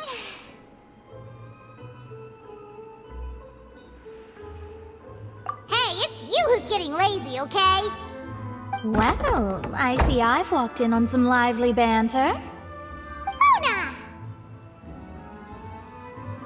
Fine, just fine. I went to take part in that Steambird panel. It turned out to be more interesting than I expected. Not all Fontanians are pessimistic about this. One journalist mentioned that sitting around and waiting for the end to come would be wrong, and that they should make their own rescue preparations. I agreed, so we had a brief chat with her. Did she have pink hair by any chance? Why, yes! It was Charlotte. You remember her, right? That daredevil journalist? I'm in full support of her view. Prophecies are very important, but how can people allow their lives to be commandeered by just a few words? That's right! Paimon's glad to hear something sensible for once. Ah, yes. About what we had discussed before. I did try, but I'm afraid I couldn't reach the old hag. I'll try again tonight, but I wouldn't get your hopes up. Huh?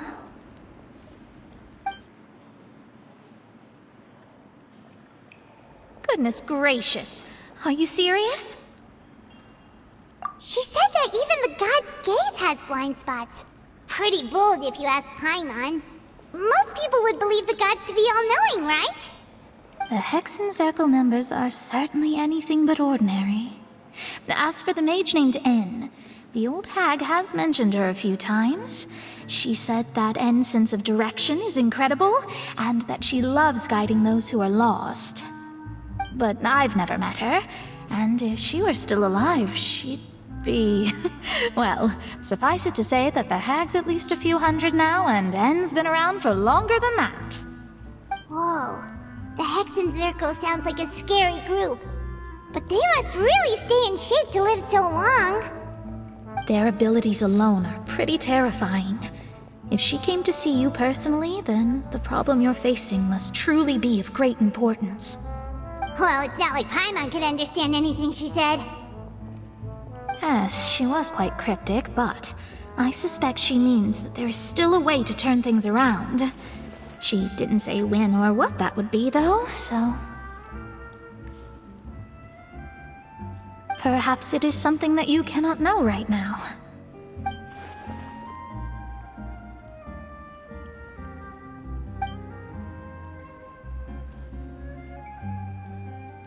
Traveler, Paimon, are you two all right? Oh, we're fine. We're just a little down right now. It kind of feels like the end is coming, you know? I see. I feel that same sense of desperation, too. I guess you could consider me someone who has often witnessed fate. So far as I have seen, it cannot be swayed. But even so, I still hope for, and believe in, miracles. Astrology is eternal and rational, but fate may not be. It is cruel, but it can also be beautiful. Perhaps that's what En was trying to tell you. Not to lose heart, and to believe that what you are seeing playing out before you is not yet set in stone. I did originally think of steering clear of all this, but I couldn't. Even if this is all futile, I still wish to help everyone. If we don't struggle to the last, then how can we face the end when it comes? Huh. You do have a point. There I go, talking about astrological principles again. Sorry about that. The moment I start talking about work-related stuff... I need to get going. It was worth trying to comfort you, even if only a little. I believe that you'll help those who are struggling in the same way I did. I suppose that might be why we always seem to meet by coincidence. Paimon feels kinda moved by what Mona said, but also kinda sad too. Hey, Traveler, Paimon suddenly feels like going outside for a walk. Let's go. Let's walk around the city, shall we? There's a few spots we always like to walk by. To know how it works.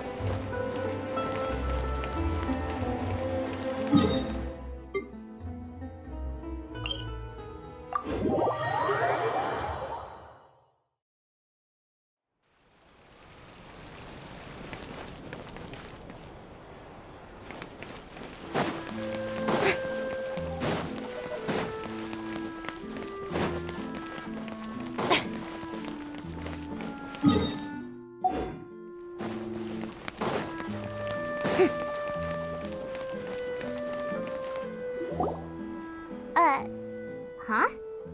Our names are written in this newspaper. What's going on? Let Paimon see! The underwater stronghold, the Fortress of Meripede, has continued in its noble autonomy, but that does not mean that others cannot interact with it. My recent attempts to enter the fortress bore little fruit. Huh. Guess Charlotte still hasn't given up on that. Thus, did an Outlander friend become the focus of this report, a blinded adventurer with their white fairy legends trailing in their wake. It is said that this mysterious traveler once visited the underwater fortress. So while the fortress's interior remains a mystery behind closed doors, do not fear, for the tales of the traveler contain surprises in spades. Journalist Charlotte's biggest scoop yet, the Traveler's Trail, World Walker. Huh. Charlotte took so many awesome photos of us and we never even noticed her! She hasn't been able to get a hold of anything at the fortress, so since we're easier to find, she's using us as the subject matter instead? Ugh, seriously? Well, fine. Those headlines and photos do look cool, so Paimon will forgive her this time.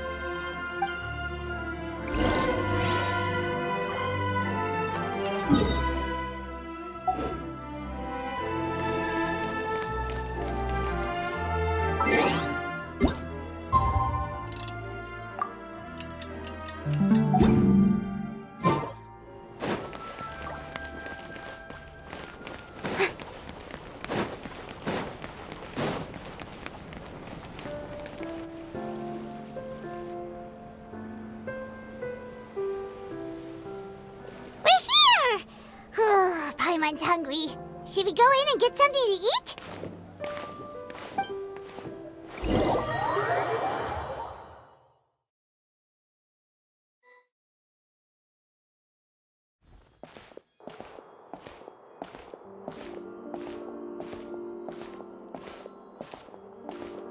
Hey, quick!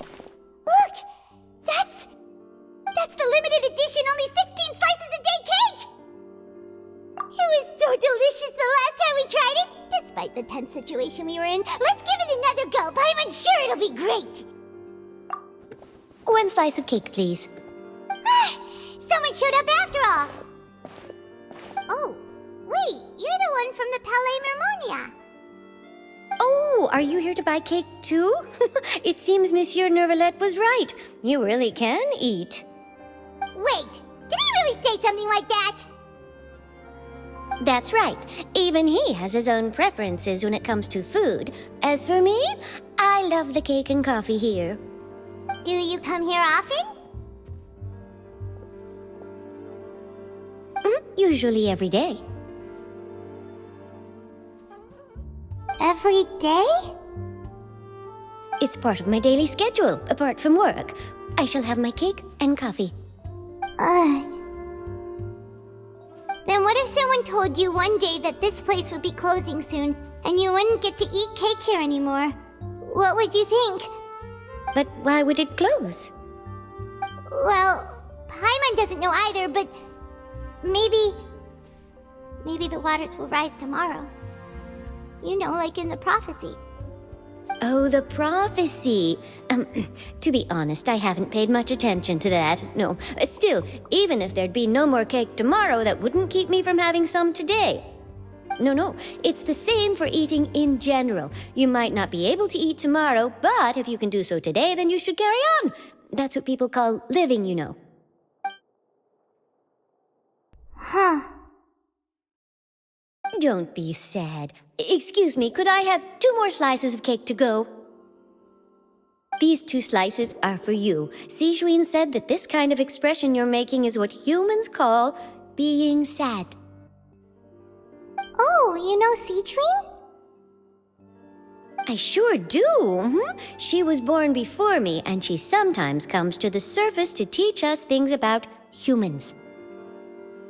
She said that humans are creatures that are saddened easily, yes, and you can only lift their spirits by feeding them delicious food. So please try the cakes here. I've got something else to do, so I'll be going now. You two try to stay in a good mood after eating, all right? Bye.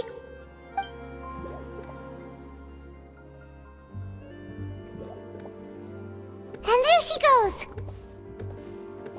Alright, let's dig in. Paimon's sure this cake will be delicious.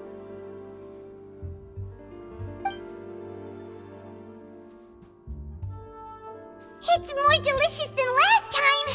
And the flavor gets even better with a sip of tea. It sure would be nice if we could come again tomorrow. Sure would be nice if we could always eat delicious food here.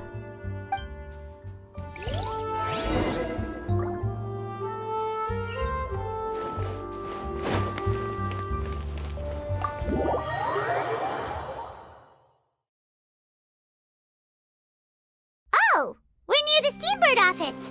Let's go look for Charlotte and have a chat.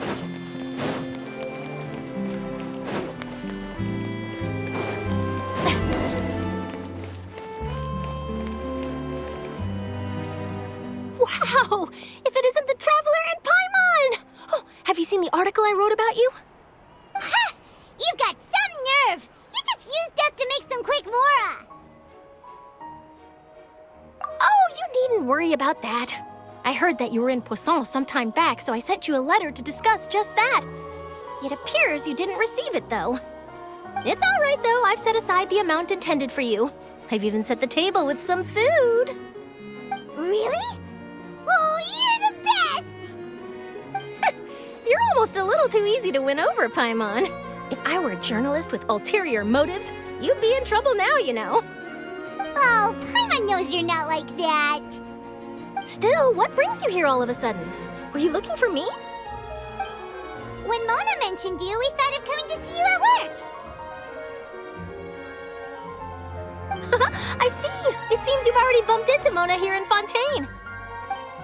So she mentioned me? What did she say? She said that you're a real daredevil of a journalist. Nice. In which case, can this daredevil journalist dare to request an exclusive interview with the legendary Traveler and Paimon? Huh? So your article in the paper today doesn't count?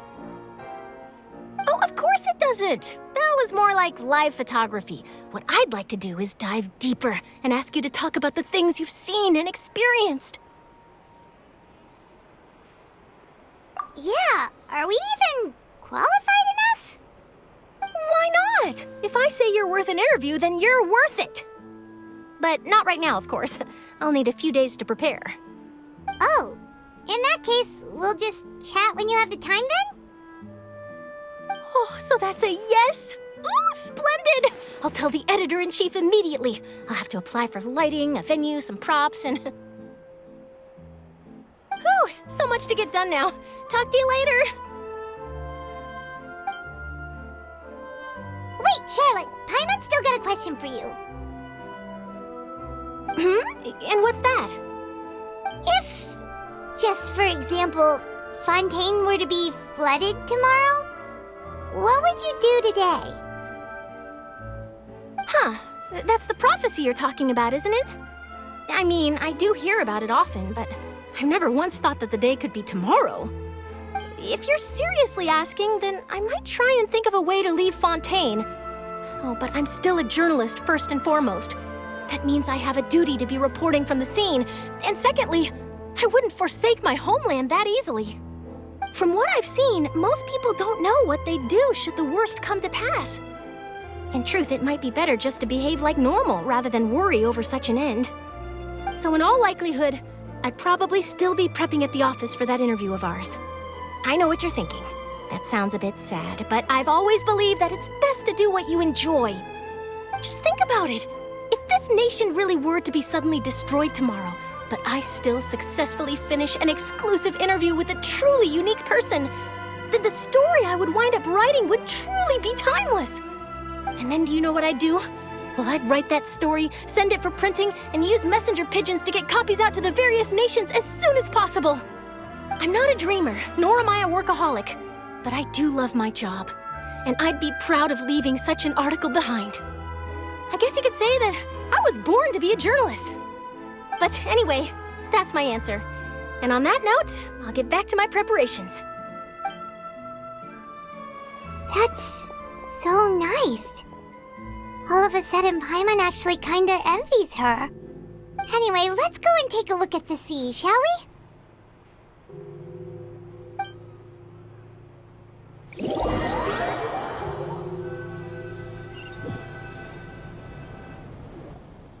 The sea breeze and scenery can be a pretty soothing combo, huh?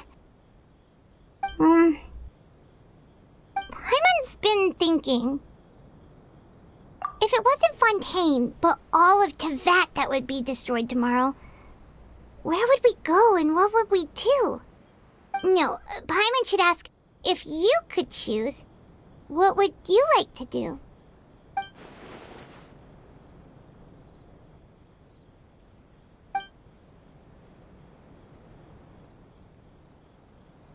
We've always been moving to the next destination, so we haven't spent much time thinking about these kinds of things. We didn't have to either, with us always being on the road and whatnot. You mean, still traveling?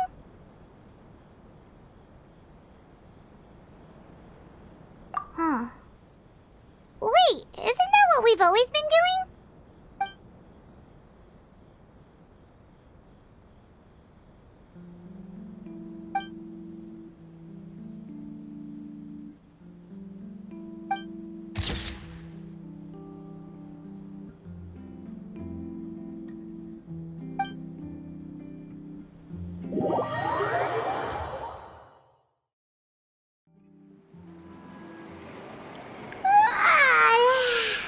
Feels like you'll grow mold if you stay here long enough.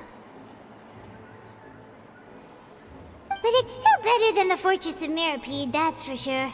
It's not only damp there, but salty too. Ah, so the two of you are still here. Wonderful. Oh, you're from the Palais Mermonia, aren't you? Yes, I'm Isadora. Monsieur Nervillet sent me to look for you two before.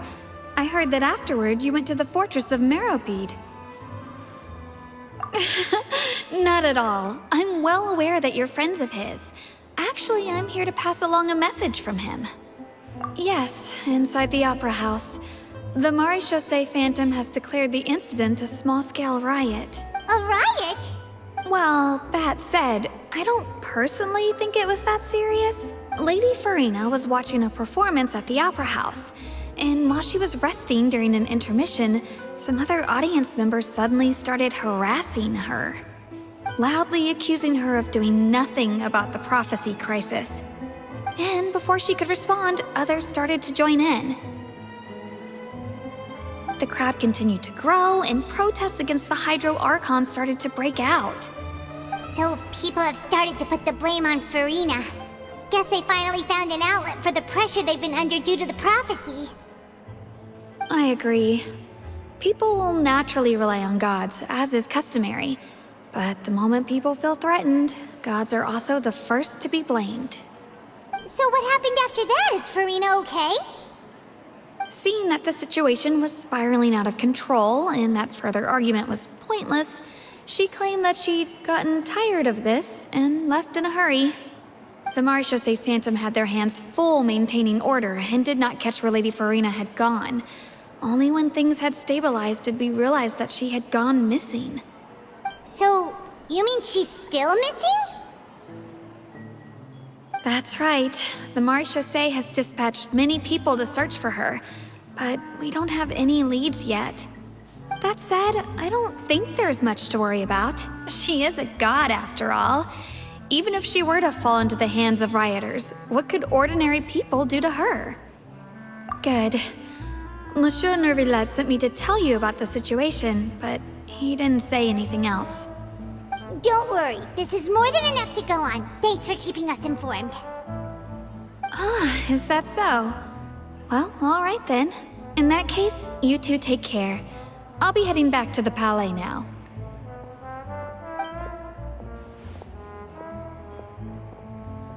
Well, sounds like we should hurry over to Poisson then. If we know Farina, she won't try to fix things in this situation. Instead, she'll look for a place to wait out the heat. And, as we also know, she may be loud and dramatic, but she doesn't have a heart of stone. When Nervillet was talking to her in the Palais Mermonia, and she heard about Poisson, she couldn't hide her sadness and remorse. It would be hard for her to ignore being accused by the public today. Paimon thinks Farina's probably taken the opportunity to slip away to Poisson and try to relieve the sense of guilt that she's feeling. Huh. Well, what do you think? Paimon knows the answer, of course, but Paimon can do the analysis to back it up, too. Cool, huh? In that case, there's not a moment to lose. Poisson, here we come!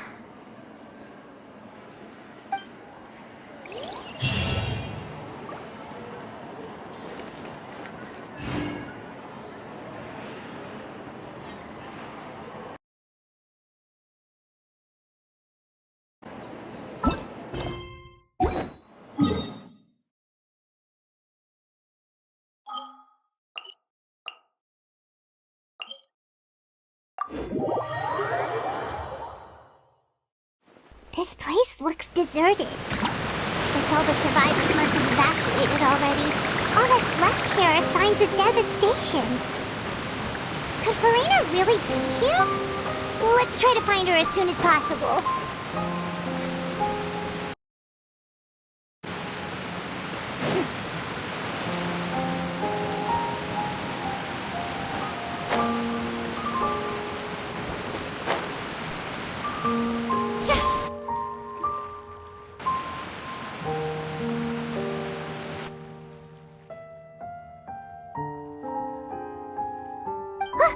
That's Farina, right over there! She really is here all on her own.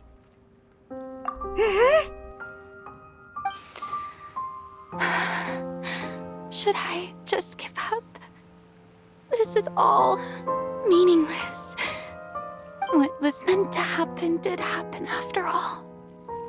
Everyone's dead. I'm sorry. I am so sorry. Give up, Farina. There's no point in holding out. I'm sorry. But what can I even do?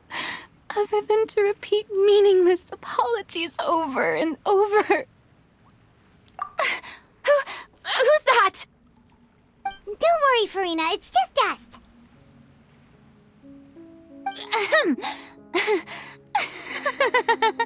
So it is you, blonde traveler from another land. Why, I almost thought you were someone from that mob of my ignorant subjects, come to kneel and beg for my forgiveness. Farina, you were crying just now, weren't you? The tear stains on your face are obvious. What do you mean, tear stains? Oh, I remember. The show at the Opera House earlier this morning was so moving. I'm still trying to process it. Who did that uncivilized rabble think they were, disturbing my enjoyment of the arts? They even dare to tout their Archon. I must teach them a lesson.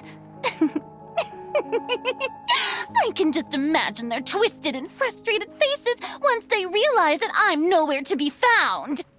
Oh, and I'm sure Nouvellette and those people from the Maréchaussée Phantom are freaking out right next to them, too.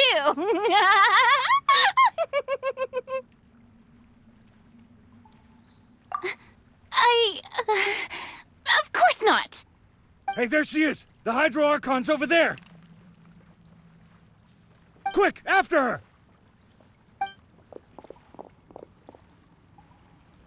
Farina, those people seem to be after you. They are... They're just some rabid fans who want to cut the line because they haven't been able to meet me in person, aren't they? That's against the rules. I can't let them get their way. Farina just ran off! Quick, we have to catch up with her!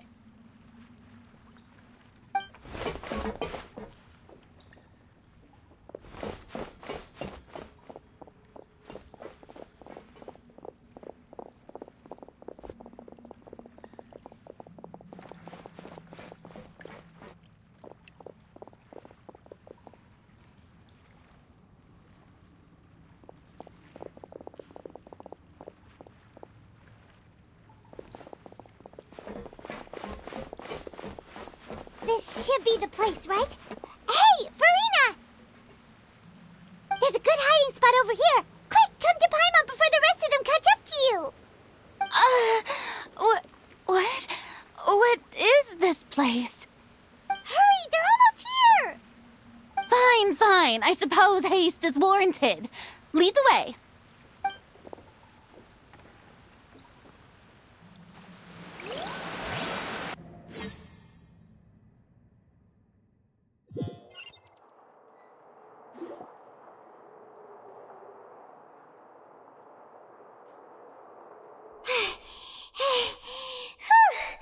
Paimon's exhausted.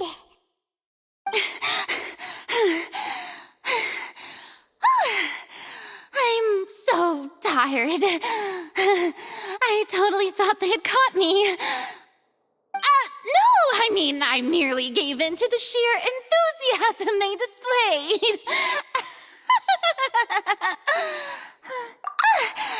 You're right. Yep, that's a good girl.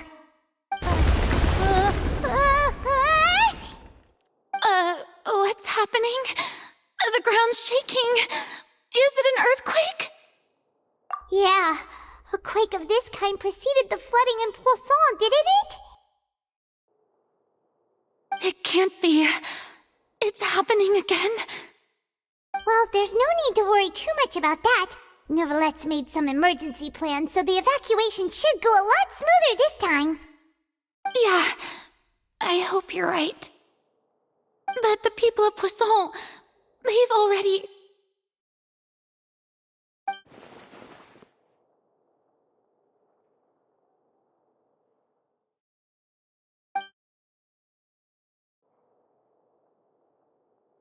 It's true. I've been investigating the prophecy for hundreds of years. I once had informants all over Tevat, searching for clues and feeding information back to me. I've tried all kinds of ways, too, to hold back the sea. anything to keep the coastline from advancing. But all my efforts proved to be futile in the end. Really, the truth has been clear to me for a very long time. We cannot make an enemy of the divine. No matter what we do, the will of the heavenly principles will have its way, and the prophecy shall be fulfilled. Give up. I do love the sound of that phrase. It would mean finally coming to terms with fate, but also for me to finally be free. Indeed, I've thought about giving up so many times, especially after we almost lost Poisson. Fate is really unreasonable, isn't it? It has no heart and obeys no rules. The prophecy has only just started to come true, and so many people have already lost their lives. But just now, it all became clear to me. I still don't have the right to come to terms with fate on behalf of everyone else. As long as the final moment hasn't come, it's still not too late. Don't worry. I will keep hope alive for everyone until the very end. Well, that's enough for now. I got the impulse to play the stricken maiden, but honestly, considering my rank and station, that wasn't a good fit at all. Don't take any of what I just said seriously. How could I possibly let Fontaine fall to the whims of trivial prophecy? Come on! Paimon could have sworn you were actually being honest just now.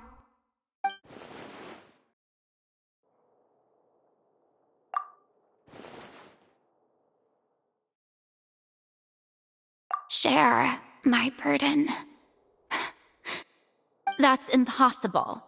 It was fated right from the start that this would be my duty alone. A witness. Yes, I've heard that you came to Tevat from beyond the stars, yes. In other words, you never belonged here. And if Tevat is, in its entirety, a show on a stage, then you're just a spectator, aren't you? If that's the case...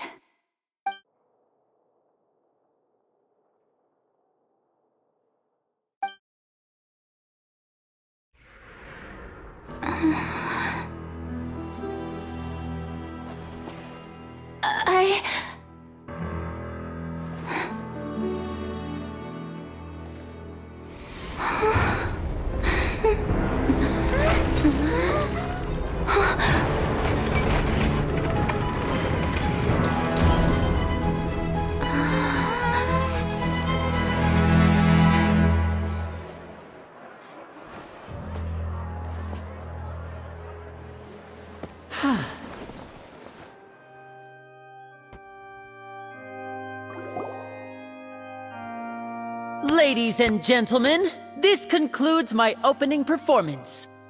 Now, without further ado, we may proceed to the trial of our god. So this is what it is. Yes, you deserve praise for the effort you took to raise the dramatic stakes. Do not forget, however, that I am Focalor, the god of justice, the embodiment of justice itself. Does it not strike you as even the least bit absurd to bring the very concept of justice to trial? May I interpret these words as your refusal to stand trial? In that case, you will have the opportunity to defend your honor through a duel. You would draw your blade against a god?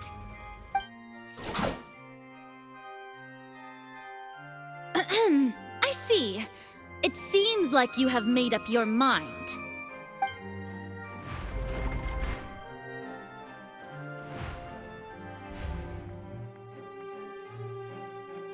Paimon can't believe it. She just surrendered. What the heck is going on? Did I just see an Archon surrender to a human? Wow, how utterly humiliating. Lady Farina, what is the meaning of this? It would seem that there has been a misunderstanding. To be clear, the raising of both hands is not always an indication of surrender. Looking for excuses again, huh? I raised my hands just now to indicate my acceptance of the trial. No duel shall be necessary. I will admit that I've been running away for a long time. I'm sorry, everyone. I was unable to protect the people of Poisson. It is my duty to stand trial for my crimes. You are not the only ones to be disappointed in me. I, too, am exceedingly disappointed in myself. But now, it is time for the Hydro Archon to show you her courage and resolve. I, Farina, will use this trial to show the world the true meaning of justice! This time, I will protect you. Applaud and rejoice! One of the most outrageous and fantastical arcs known to the opera epiclese is now unfolding before your eyes. Mark my words, this shall be one of the most exhilarating and brilliant shows ever to grace the stage of Fontaine! The trial of the Hydro Archon, Focalor, will now begin! Woohoo! Oh, now we're making history! Why does it feel like Farina just took over the whole thing? Like, come on! Didn't she just get forced to stand trial for her crimes? Also, even though she's still acting super dramatic, she is taking this seriously this time, right? All right, then. Who will be my opponent in this trial? The court asks the prosecutor to please take the stand. Is that so? Very well. Then please speak, witness of Tivat, my accuser and fated opponent.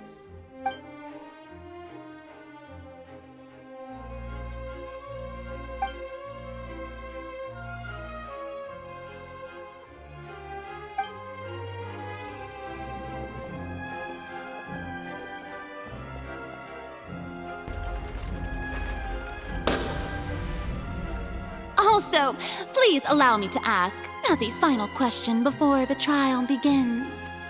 Just how much work did you do to force me onto this stage? Well, we did do a lot of prep after the meeting that day.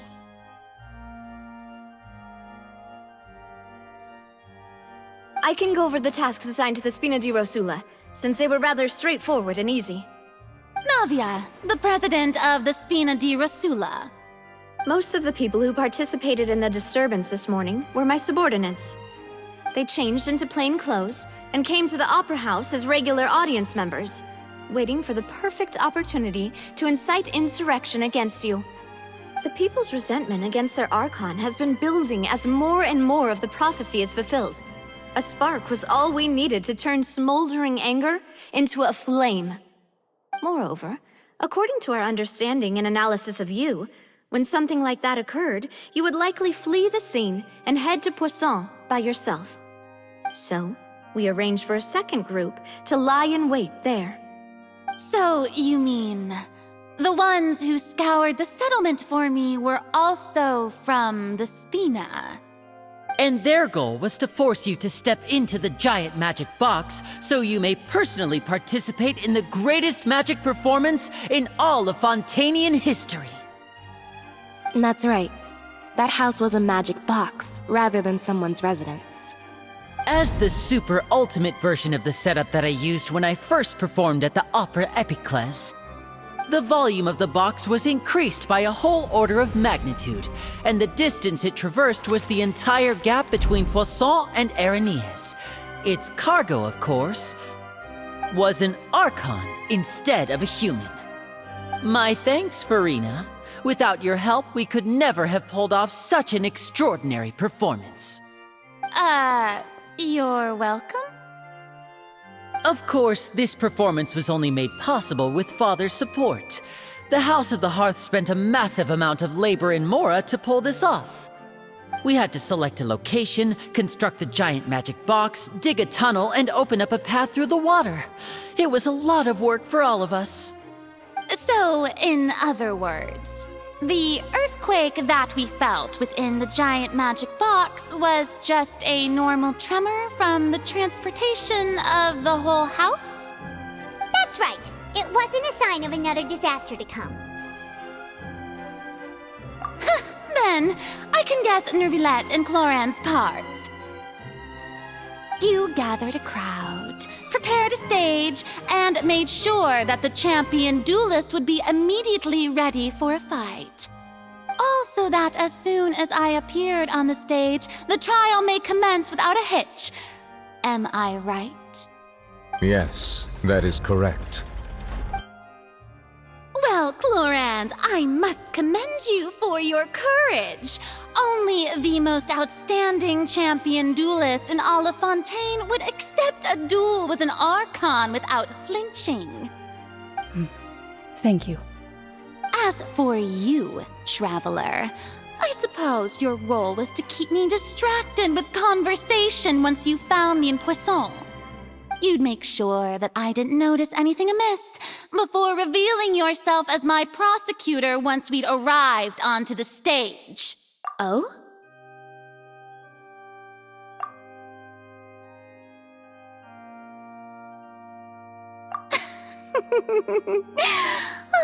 Is that so? Then I suppose I must have missed my final chance. It's fine. It matters not. What's done is done. The stage is already set, so there's no reason to disappoint the audience. Let's see this trial through to the very end.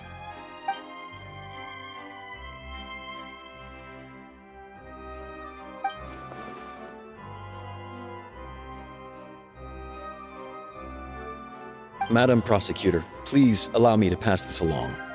This is a document that Miss Charlotte applied for and received permission to share with you during the trial. According to her, it should speed up the proceedings. Huh? Charlotte wanted to give us something? Oh, so she's here too! Hey, Charlotte! Oh, let Paimon see. Isn't this the exclusive interview that she did with us before? So she's already finished it, huh? Wait, then that means this document is a perfect timeline of everything that's happened ever since we stepped foot in Fontaine! So in other words, we can refer to this anthology of evidence every time we want to use something from our journey as evidence for an argument! Let's quickly confirm the information in it. Just think of it as a refresher, alright? You defeated the Hydro Archon in the very first duel you took part in at the Opera House.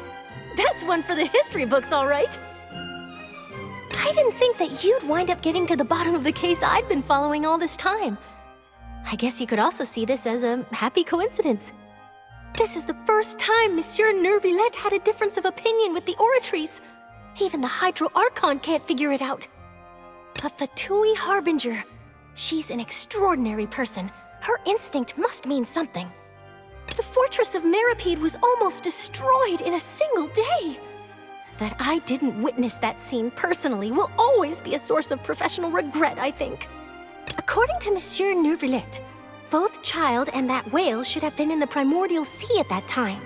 I nearly lost my awesome friend Navia. To be honest, that still gives me shivers. The words of someone as extraordinary as a witch can probably only be truly understood when something surreal happens to you.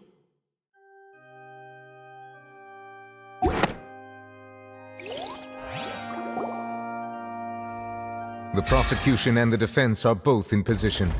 The trial shall now begin. Oh, come on, Nervilette. There's no need to repeat all the unimportant legalese. Just fast forward to the part where the prosecution lays out my offenses. As the defendant and the lead actress of this performance, I still haven't even been informed of my supposed guilt in all of this. Of course, it is only natural for humans to struggle to understand the actions of a god.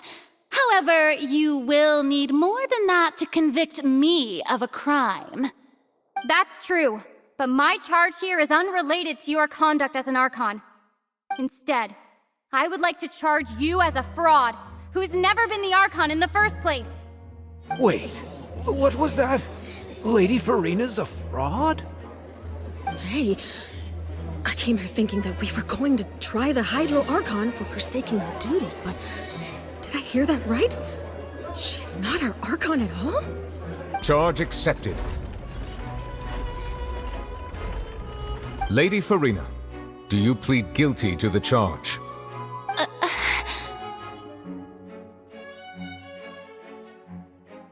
Lady Farina. I plead not guilty. How can I be guilty? There is no way that I, Focalor, otherwise known as Farina de Fontaine, a member of the Seven and the Regina of all waters, kindreds, peoples, and laws of Fontaine, could be anything other than your true Archon. Yeah, even though Lady Farina can be rather eccentric, isn't it going too far to doubt her very identity? Yeah, I've never questioned her identity either. Sure, Lady Farina can be super irresponsible, but what grounds does that prosecutor have to make such a huge claim? I have cause to believe that common sense will prevail in this case. Many of the members of the audience have known me as the Hydro Archon ever since they were born. There would be no fooling their memory. See? Even the Oratrice has decided to show me its favor. Are you sure you want to commit to a charge that will never be upheld? If you wish to drop the case, I can promise you as the God of Justice that you will not have to face trial for making a false accusation. We will treat everything that's happened as a dramatic spectacle and move on with our lives. What do you say to that? Huh. An argument with near impossible odds, huh? We have to not only refute Farina's claims, but also overturn the long-held beliefs of the people. Well, I tried to give you the chance to surrender. If you must persist, then let me ask. If you believe I'm not the Archon, then what manner of being do you think I am? And if I was not the Archon, then how did I manage to live for over 500 years?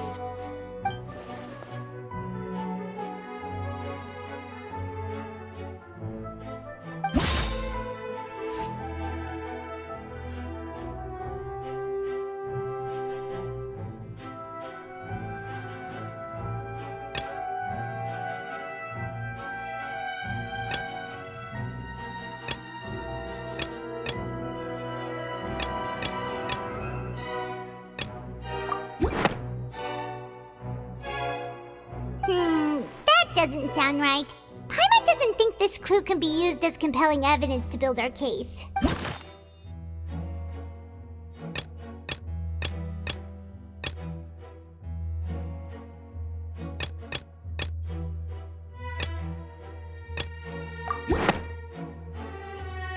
First of all, you may be a member of another long-lived race, which would allow you to naturally possess an extended lifespan. And second of all, even if that wasn't the case, there could be other ways to extend your life. Who gave you that idea? Was it the knave? You'd sink so low as to use a harbinger's words against me. A curse? I once thought it possible that the aura of an Archon might naturally resemble a type of curse. But in light of this claim, perhaps what I sensed was not your divinity, but a curse after all. You sensed it too, huh, Neverlet? Lady Farina is actually a human? Well, it is true that it's extremely difficult to tell humans and gods apart just by looking at them. It's not impossible.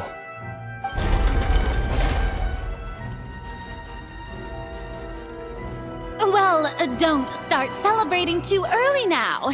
Even if I have been carrying a curse like you said, how does that prove that I am merely a human being? Besides, everyone knows that the main difference between a human and a god is the possession of authority. Gods can do what humans cannot. That's why they're worshipped as gods. For centuries, manifestations of my authority have served the nation of Fontaine. One need only to turn their eyes towards the Oratrice Mécanique d'Analyse Cardinal in this very opera house, or consider the indemnitium that is used in every aspect of life.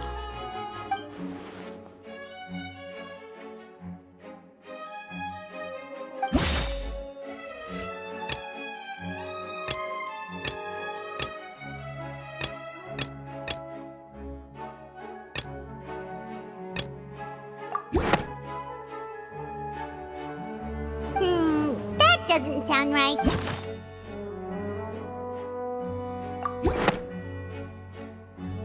You tried to reference the Oratrice, but weren't you as confused as all the rest of us when the Oratrice declared Child to be guilty without any proof?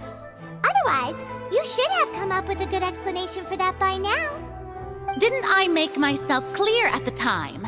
The decisions of the gods are naturally difficult for humans to comprehend. There is no need to provide an explanation. Lady Farina, I believe a reminder of your current circumstances is in order. While the court is in session, the principles of justice and the law must come before all else. While you are an Archon, you are also first and foremost the defendant in this trial. You will prove yourself unable to defend against the prosecution's charges if you continue to withhold vital information against the rules of the court. I never thought you'd use that kind of rhetoric against me. That was no trick of rhetoric, Lady Farina. I've merely reiterated the rules of the court. Rules that all should respect and follow. So, you neither knew why Child was declared guilty, nor did you understand the structure and operations of the Oratrice. Instead of having been created by you, the manifestations of authority you mentioned have been made by the real Hydro Archon, haven't they? The real Hydro Archon? Well, now you're really losing me. It is true that I did not know why the Oratrice gave out a guilty verdict that day. But the Oratrice handed out that verdict unilaterally, and it has been operating independently ever since it was first created. You can't argue that just because a divine creation is flawed, that the god behind it must also be no god at all. She's still throwing out all kinds of excuses. Seems like she's confident that we won't be able to produce proof that she has no power over the Oratrice. My power as an Archon.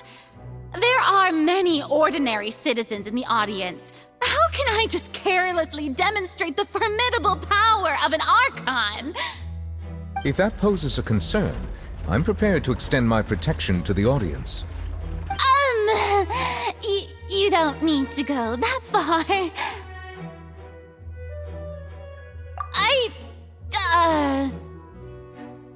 Aren't you the Hydro Archon? Or is it that you can't even wield the power of Hydro, much less the authority of a god? Indemnitium! Yes! It's all because of Indemnitium! All Archons derive their power from the faith of the people, and I've converted the people's faith in justice into Indemnitium! Thus did I give up all of my divine power to provide everyone with energy for their daily lives. Have you ever seen a more magnanimous god? Isn't that a huge stretch? Yeah, no matter how generous an Archon can be, how could they give up all their power? Can a god with no power even still be called a god? It seems like nobody's buying Farina's excuse. Hey, come now, everyone! Please don't stare at me as if I was a liar! I'm still the same Farina you knew, right? The one that you loved! Shouldn't you want to believe in me? Please, you've got to believe me! If what the prosecutor said is true, she really has committed a grave offense. Did she deceive all of us? And all of our parents and grandparents too? And all of our ancestors? Ever since they were born? Enough! That's enough! Tell me then, if I'm not the real Hydro Archon, then who is? If you have no evidence of another Hydro Archon's existence, nor can you find anyone who can back up their claim to be such, then what grounds have you to say that I'm not actually the real deal? Wow, she came up with yet another argument. How can we refute her now? Seems like she really doesn't want to give up.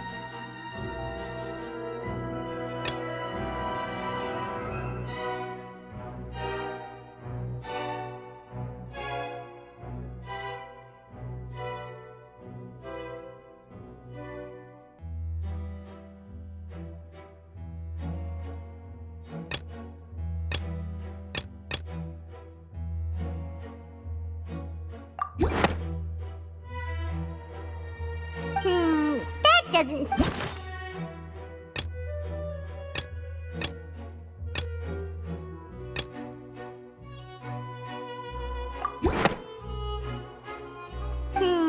that doesn't...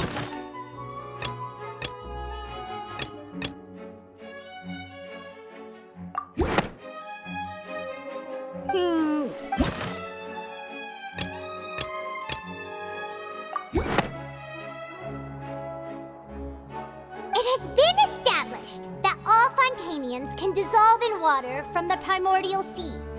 And that means... Since you insist on claiming to be a god and not a human, then there's a method that you can use right here and now to eliminate all suspicions of you being the latter. Miss Navia, please apply to serve as a temporary attorney for the prosecution before addressing the court. Though you act in partnership with the prosecutor, you must still adhere to proper procedure. Super sorry, Monsieur Chief Justice. I swear this really will be the last time that I'll speak out of turn. Now, I've brought some seawater from Poisson. As everyone knows, a massive flood struck the area not long ago, taking many lives, including those of some of my closest friends. So, Miss Farina, would you dare to touch some of this seawater? If we are to believe that you are indeed the real Hydro Archon, touching this seawater would have no effect on you. All it should do is strengthen your case. But if you don't dare to touch it, then we would have basically proved the reverse. Oh, and I must remind you that after the disaster at Poisson, nobody wants to see any more people dissolve. I do hope you'll act prudently and choose the simpler path of admitting guilt. Navia from the Spina di Rasula. The Spina has governed Poisson for many years. I guess her suggestion is valid. If Lady Farina is indeed just a human, she's probably Fontanian like all the rest of us. Would she really dare to try?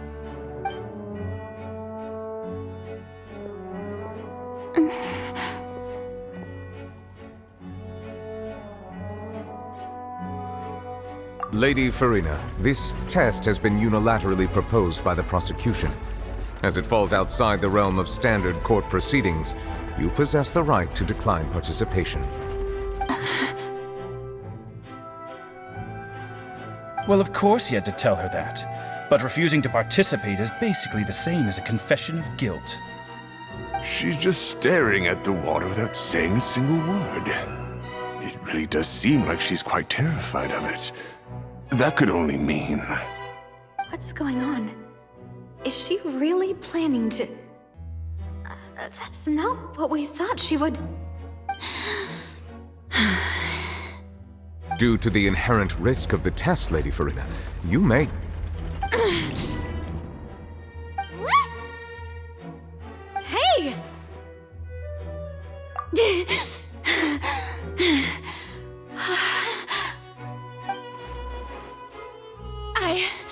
I'm fine! Look at me, everyone! My hand is still here! I haven't been dissolved! Will you believe me now? I really am your Archon! I'm nothing like a normal human who would fall apart as soon as they touch this water! Really? Was this not the most obvious thing in the world? Miss Siegewien?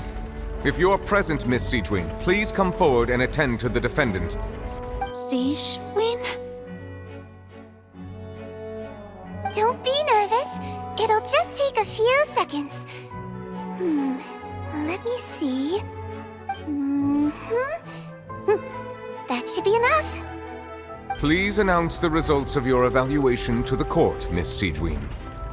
As everyone doubtlessly saw, Miss Farina was displaying symptoms of hyperventilation and flushed skin. These indicate that she was experiencing the adverse effects of exposure to primordial seawater.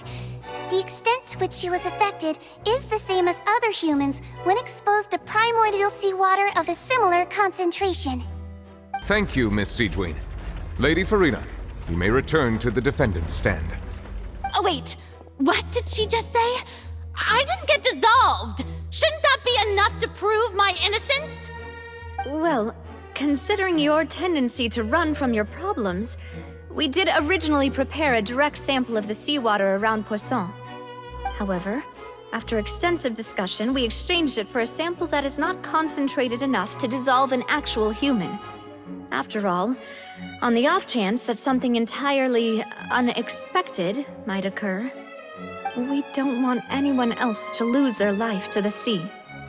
Yeah, so out of regard for Farina's life, you secured a low-concentration sample and asked the head nurse to serve as an expert witness. It's a great thing that the direct sample wasn't actually used. Farina could have... I can't believe... you...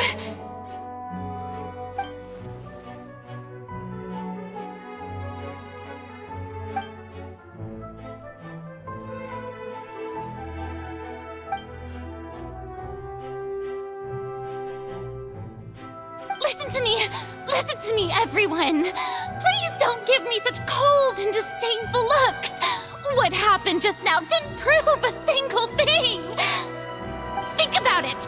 How can you conclusively prove that an Archon can't also be affected by the primordial seawater? Also, if I was really just a human, why would I dare to just put my hand in that kind of water?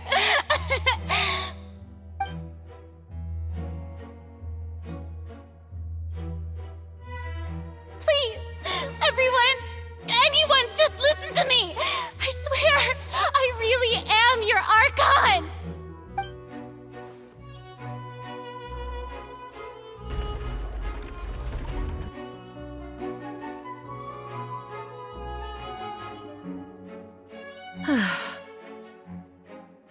I don't think anything she says at this point will sway anyone.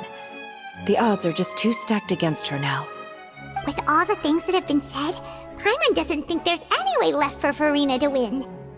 I believe the time for arguments and presentation of evidence has come to an end. If there are no objections, we will move on to the final judgment.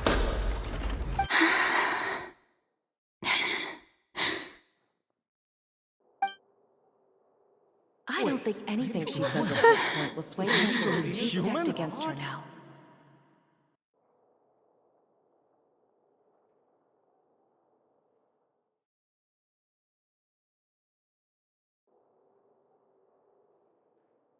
In my capacity as Chief Justice, I shall now render judgment on Farina's misrepresentation of herself as the Archon of Fontaine. As a human who knowingly deceived her fellow citizens, Farina is guilty.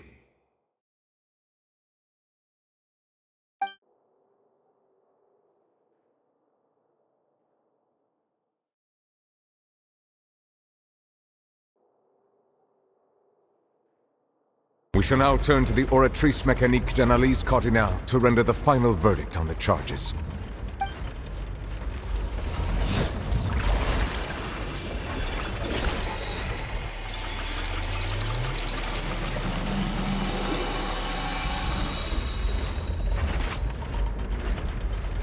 According to the judgment of the Oratrice Mécanique d'Analyse Cardinale, Farina is...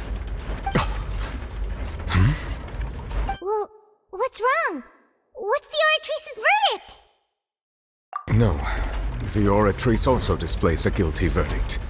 Isn't that correct then? However, the exact wording of the verdict is thus: the Hydro Archon, guilty, to be punished via the death sentence. The death sentence? That's actually one of the available sentences? I've always thought that it was just a myth. The one and only time the death sentence has been handed out at the court, and it's been given to the very person we've worshipped as the god of justice? What an unexpected twist. Farina's been sentenced to death by the Oratrice? We just wanted to use the trial to show her the seriousness of things so she'd tell us the truth. How did things escalate this quickly? This outcome is indeed quite strange. According to Fontaine's current definitions of justice, as well as its recommendations for criminal sentences, is this sentence really appropriate for the crimes that have been committed? Yeah! Even Fauché wasn't sentenced to death by the Oratrice. You know, the real evil mastermind behind the serial disappearances case.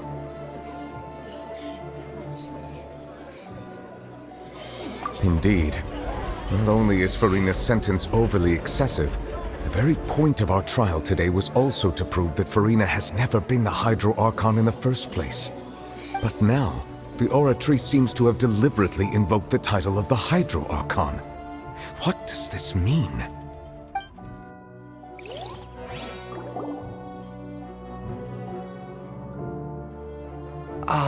Excuse me, if I may interrupt. Is the trial still going? Fremine! You finally made it. I assume this means you've completed your mission? Mm-hmm. Any mission Father assigns to me will always be top priority.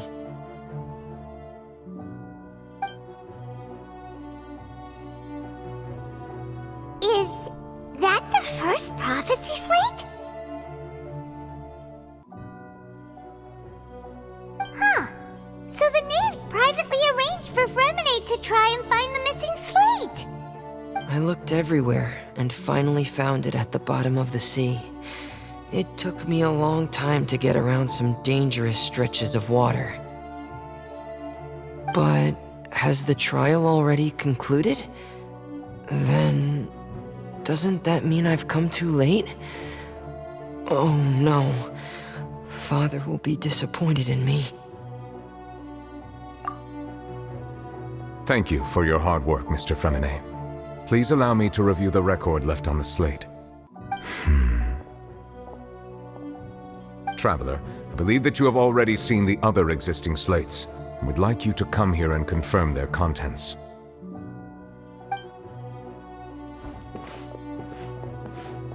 Huh? So what do you see? What is it?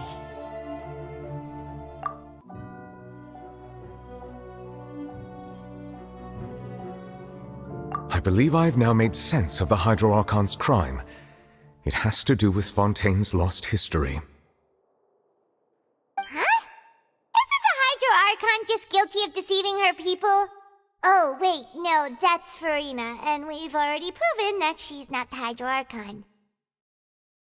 So when you say Hydro Archon, Do you mean the real Hydro Archon we've been kinda talking about? In truth, everything that you've encountered in Fontaine up until this point can be traced back to the contents of these stone slates.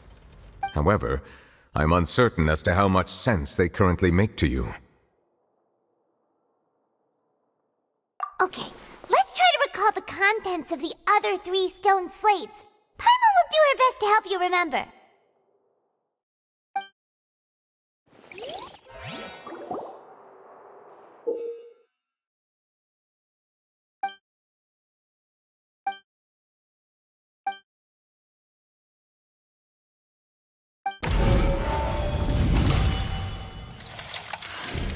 The first stone slate describes what you just said.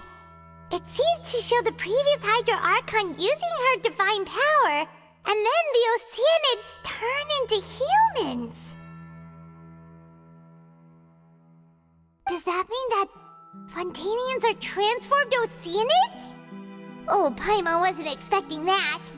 But if Oceanids can turn into humans, then perhaps this process can be reversed as well. The second stone slate shows Celestia floating in the sky, and the Hydro Archon and her people worshipping it together. But the heavens still brought judgment down upon them. This must be the point when the Hydro Archon and the Fontanians were branded with their original sin.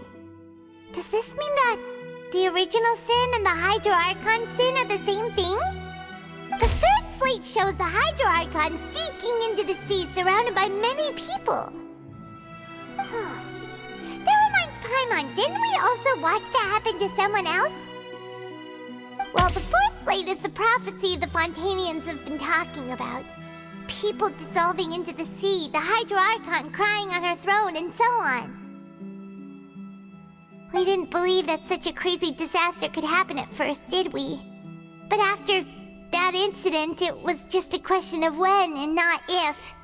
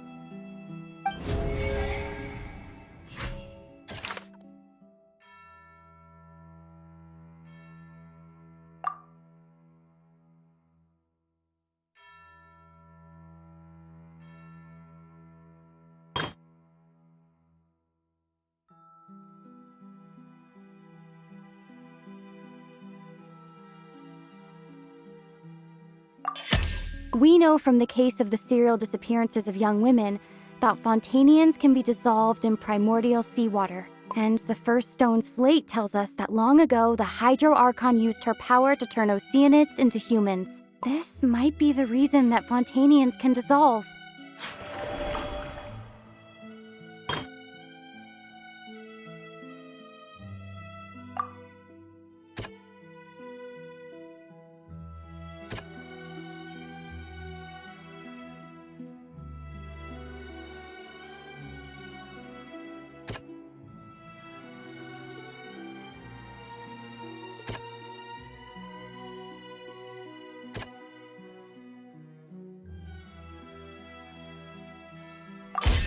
Perhaps what is about to take place has all happened before. The true sin of the Hydro Archon that Nervilette mentioned, and the original sin cast down on the people of Fontaine by Celestia as recorded on the stone slates.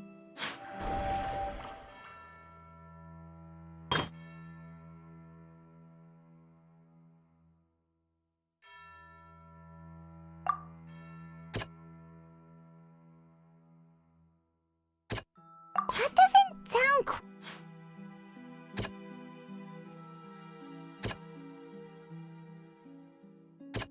That doesn't sound...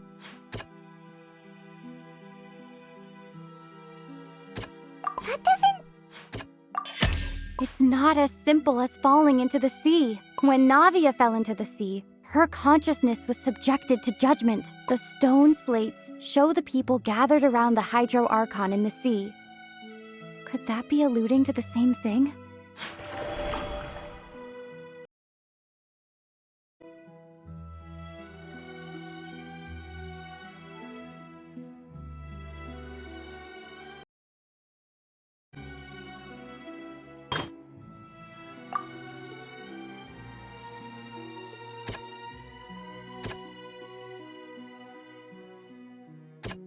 That doesn't sound...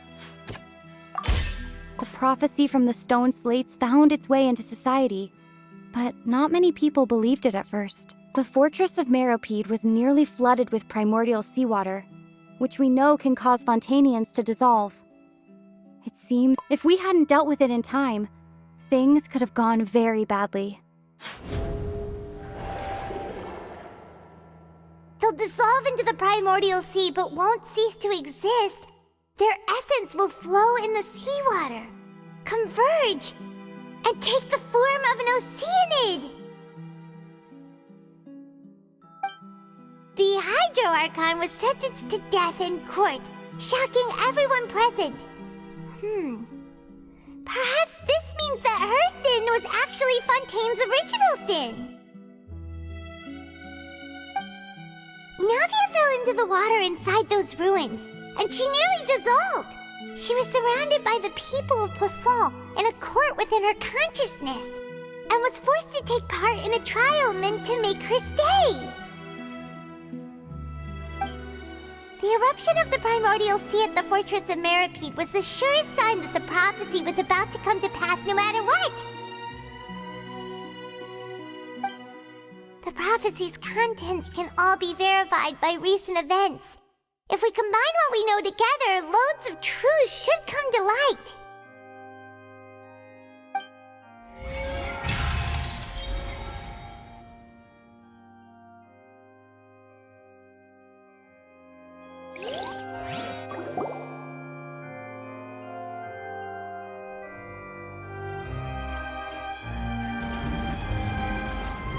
Huh? Oh, Paimon gets it now! So that's how you can make sense of it. But then it feels like we're going to have to share some truly shocking revelations. Let's hear them. Incredible! Linny, did you hear that? We're not real humans. All Fontanians were originally created by the late previous Hydro Archon, with oceanids as their basis. The evidence for that can be found in how only Fontanians could dissolve in primordial seawater, and how all the girls Vacher dissolved were also turned into oceanids. Oh, and according to Navia, when she was about to get dissolved, she also saw everyone gathered around for a trial, all of them in the shape of oceanids. Indeed. Yeah, and it follows from the content of the first slate that she probably angered Celestia by creating humans without prior permission. That could also explain why the Oratrice judged the Hydro Archon to be guilty. It's to account for that ancient sin. The Hydro Archon's true sin was creating us? And yet, after many hundreds of years, the Hydro Archon's creations have turned around to try to judge the Archon within the Opera Epiclese. The twists of history are often the most unexpected of all.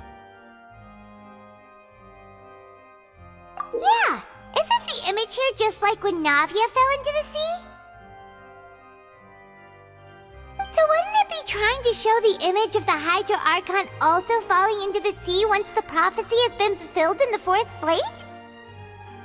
In the end, the people will all be dissolved into the waters, and only the Hydro Archon will remain weeping on her throne. Only then will the sins of the people of Fontaine be washed away. Did Paimon get all that right? You've made some keen deductions. I must say, given how much you still don't know, it is impressive that you've already managed to connect so many pieces of the truth. However, while you were able to decode all the information on the slates, they've also been etched with an additional layer of hidden information using a different power source.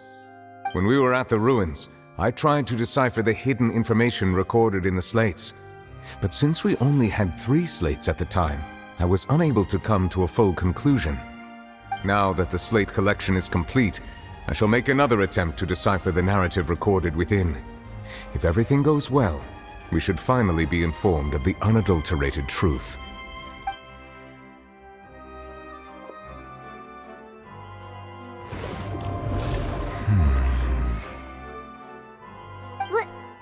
Well? Did you get it? I believe I should share this truth not only with you, but with all the people of Fontaine as well. I will try to briefly summarize it for you.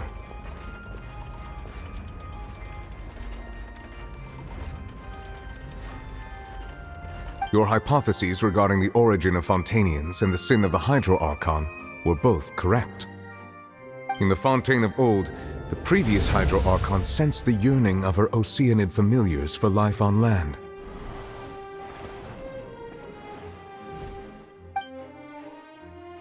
The Oceanids were enamored with the beauty and romanticism of human beings, and wishing to have those experiences for themselves, expressed to the Hydro Archon their desire to become of a similar kind. However, even though water as an element is intricately linked with the power of life, the Hydro Archon, as one of the 7, did not possess the authority to create a new form of human life. Not one to give in, she eventually found a way to create permanent humanoid bodies for her familiars by appropriating the power of this planet's primordial sea. She poured primordial seawater into the Oceanids' blood vessels, creating humanoid mimics in the process. But if Fontainians were to ever come into direct contact with water from the primordial sea, the power within their bodies would escape these artificial restraints and return to the sea. As a result, their forms would collapse, and they would be reverted to their original forms as Oceanids. Of course, the Hydro Archon never received permission from the heavenly principles to create a new human race. And thus, the Hydro Archon and all of her creations came to shoulder the original sin of appropriating the power of the primordial sea. That is the true history of how the people of Fontaine first came into being. So we were all Oceanids before we turned into human beings? That's way too much information for me. I think I'm just going to pretend that I never heard a single thing. Wait, but if that's the truth, we can't let the Hydro Archon be sentenced to death. After all, her only sin was creating us.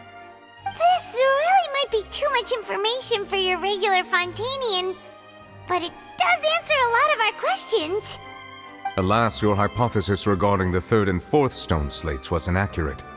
The slates' respective positions are, in fact, correct.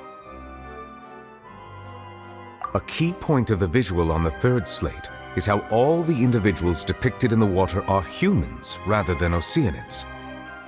They have not been dissolved, which implies that the water depicted in this slate is not water from the primordial sea. The nation of Fontaine is the nation of Hydro, as well as the nation of Trials and Justice. Instead of being the literal element, the water in the scene symbolizes judgment and justice. You may also recall Navia's experience. When she fell into the sea, her consciousness was surrounded by that of many others who intended to hold a trial to determine her fate.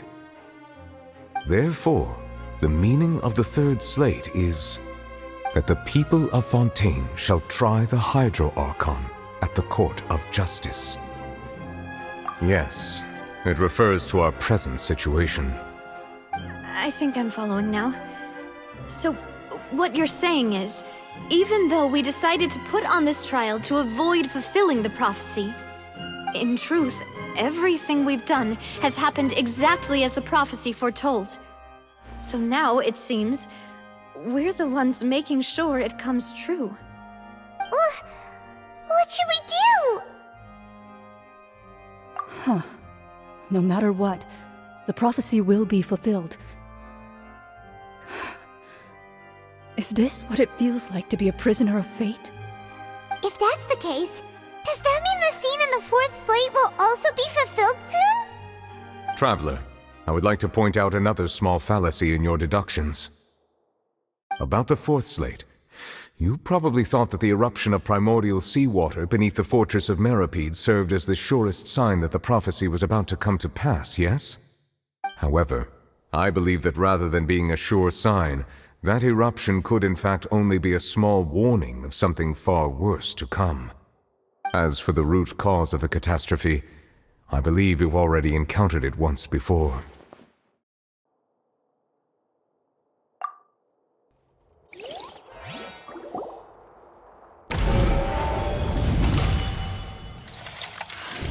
This eruption was just a small warning of the things to come.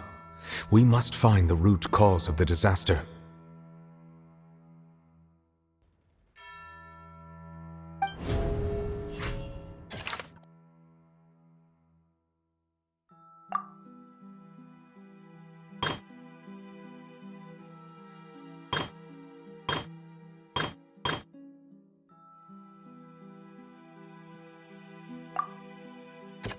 That doesn't sound quite... It was both dream and reality. If we're talking about a true culprit, that could only be that thing inside the primordial sea, right? The truth, the original sin, the trial, and the root cause of the disaster.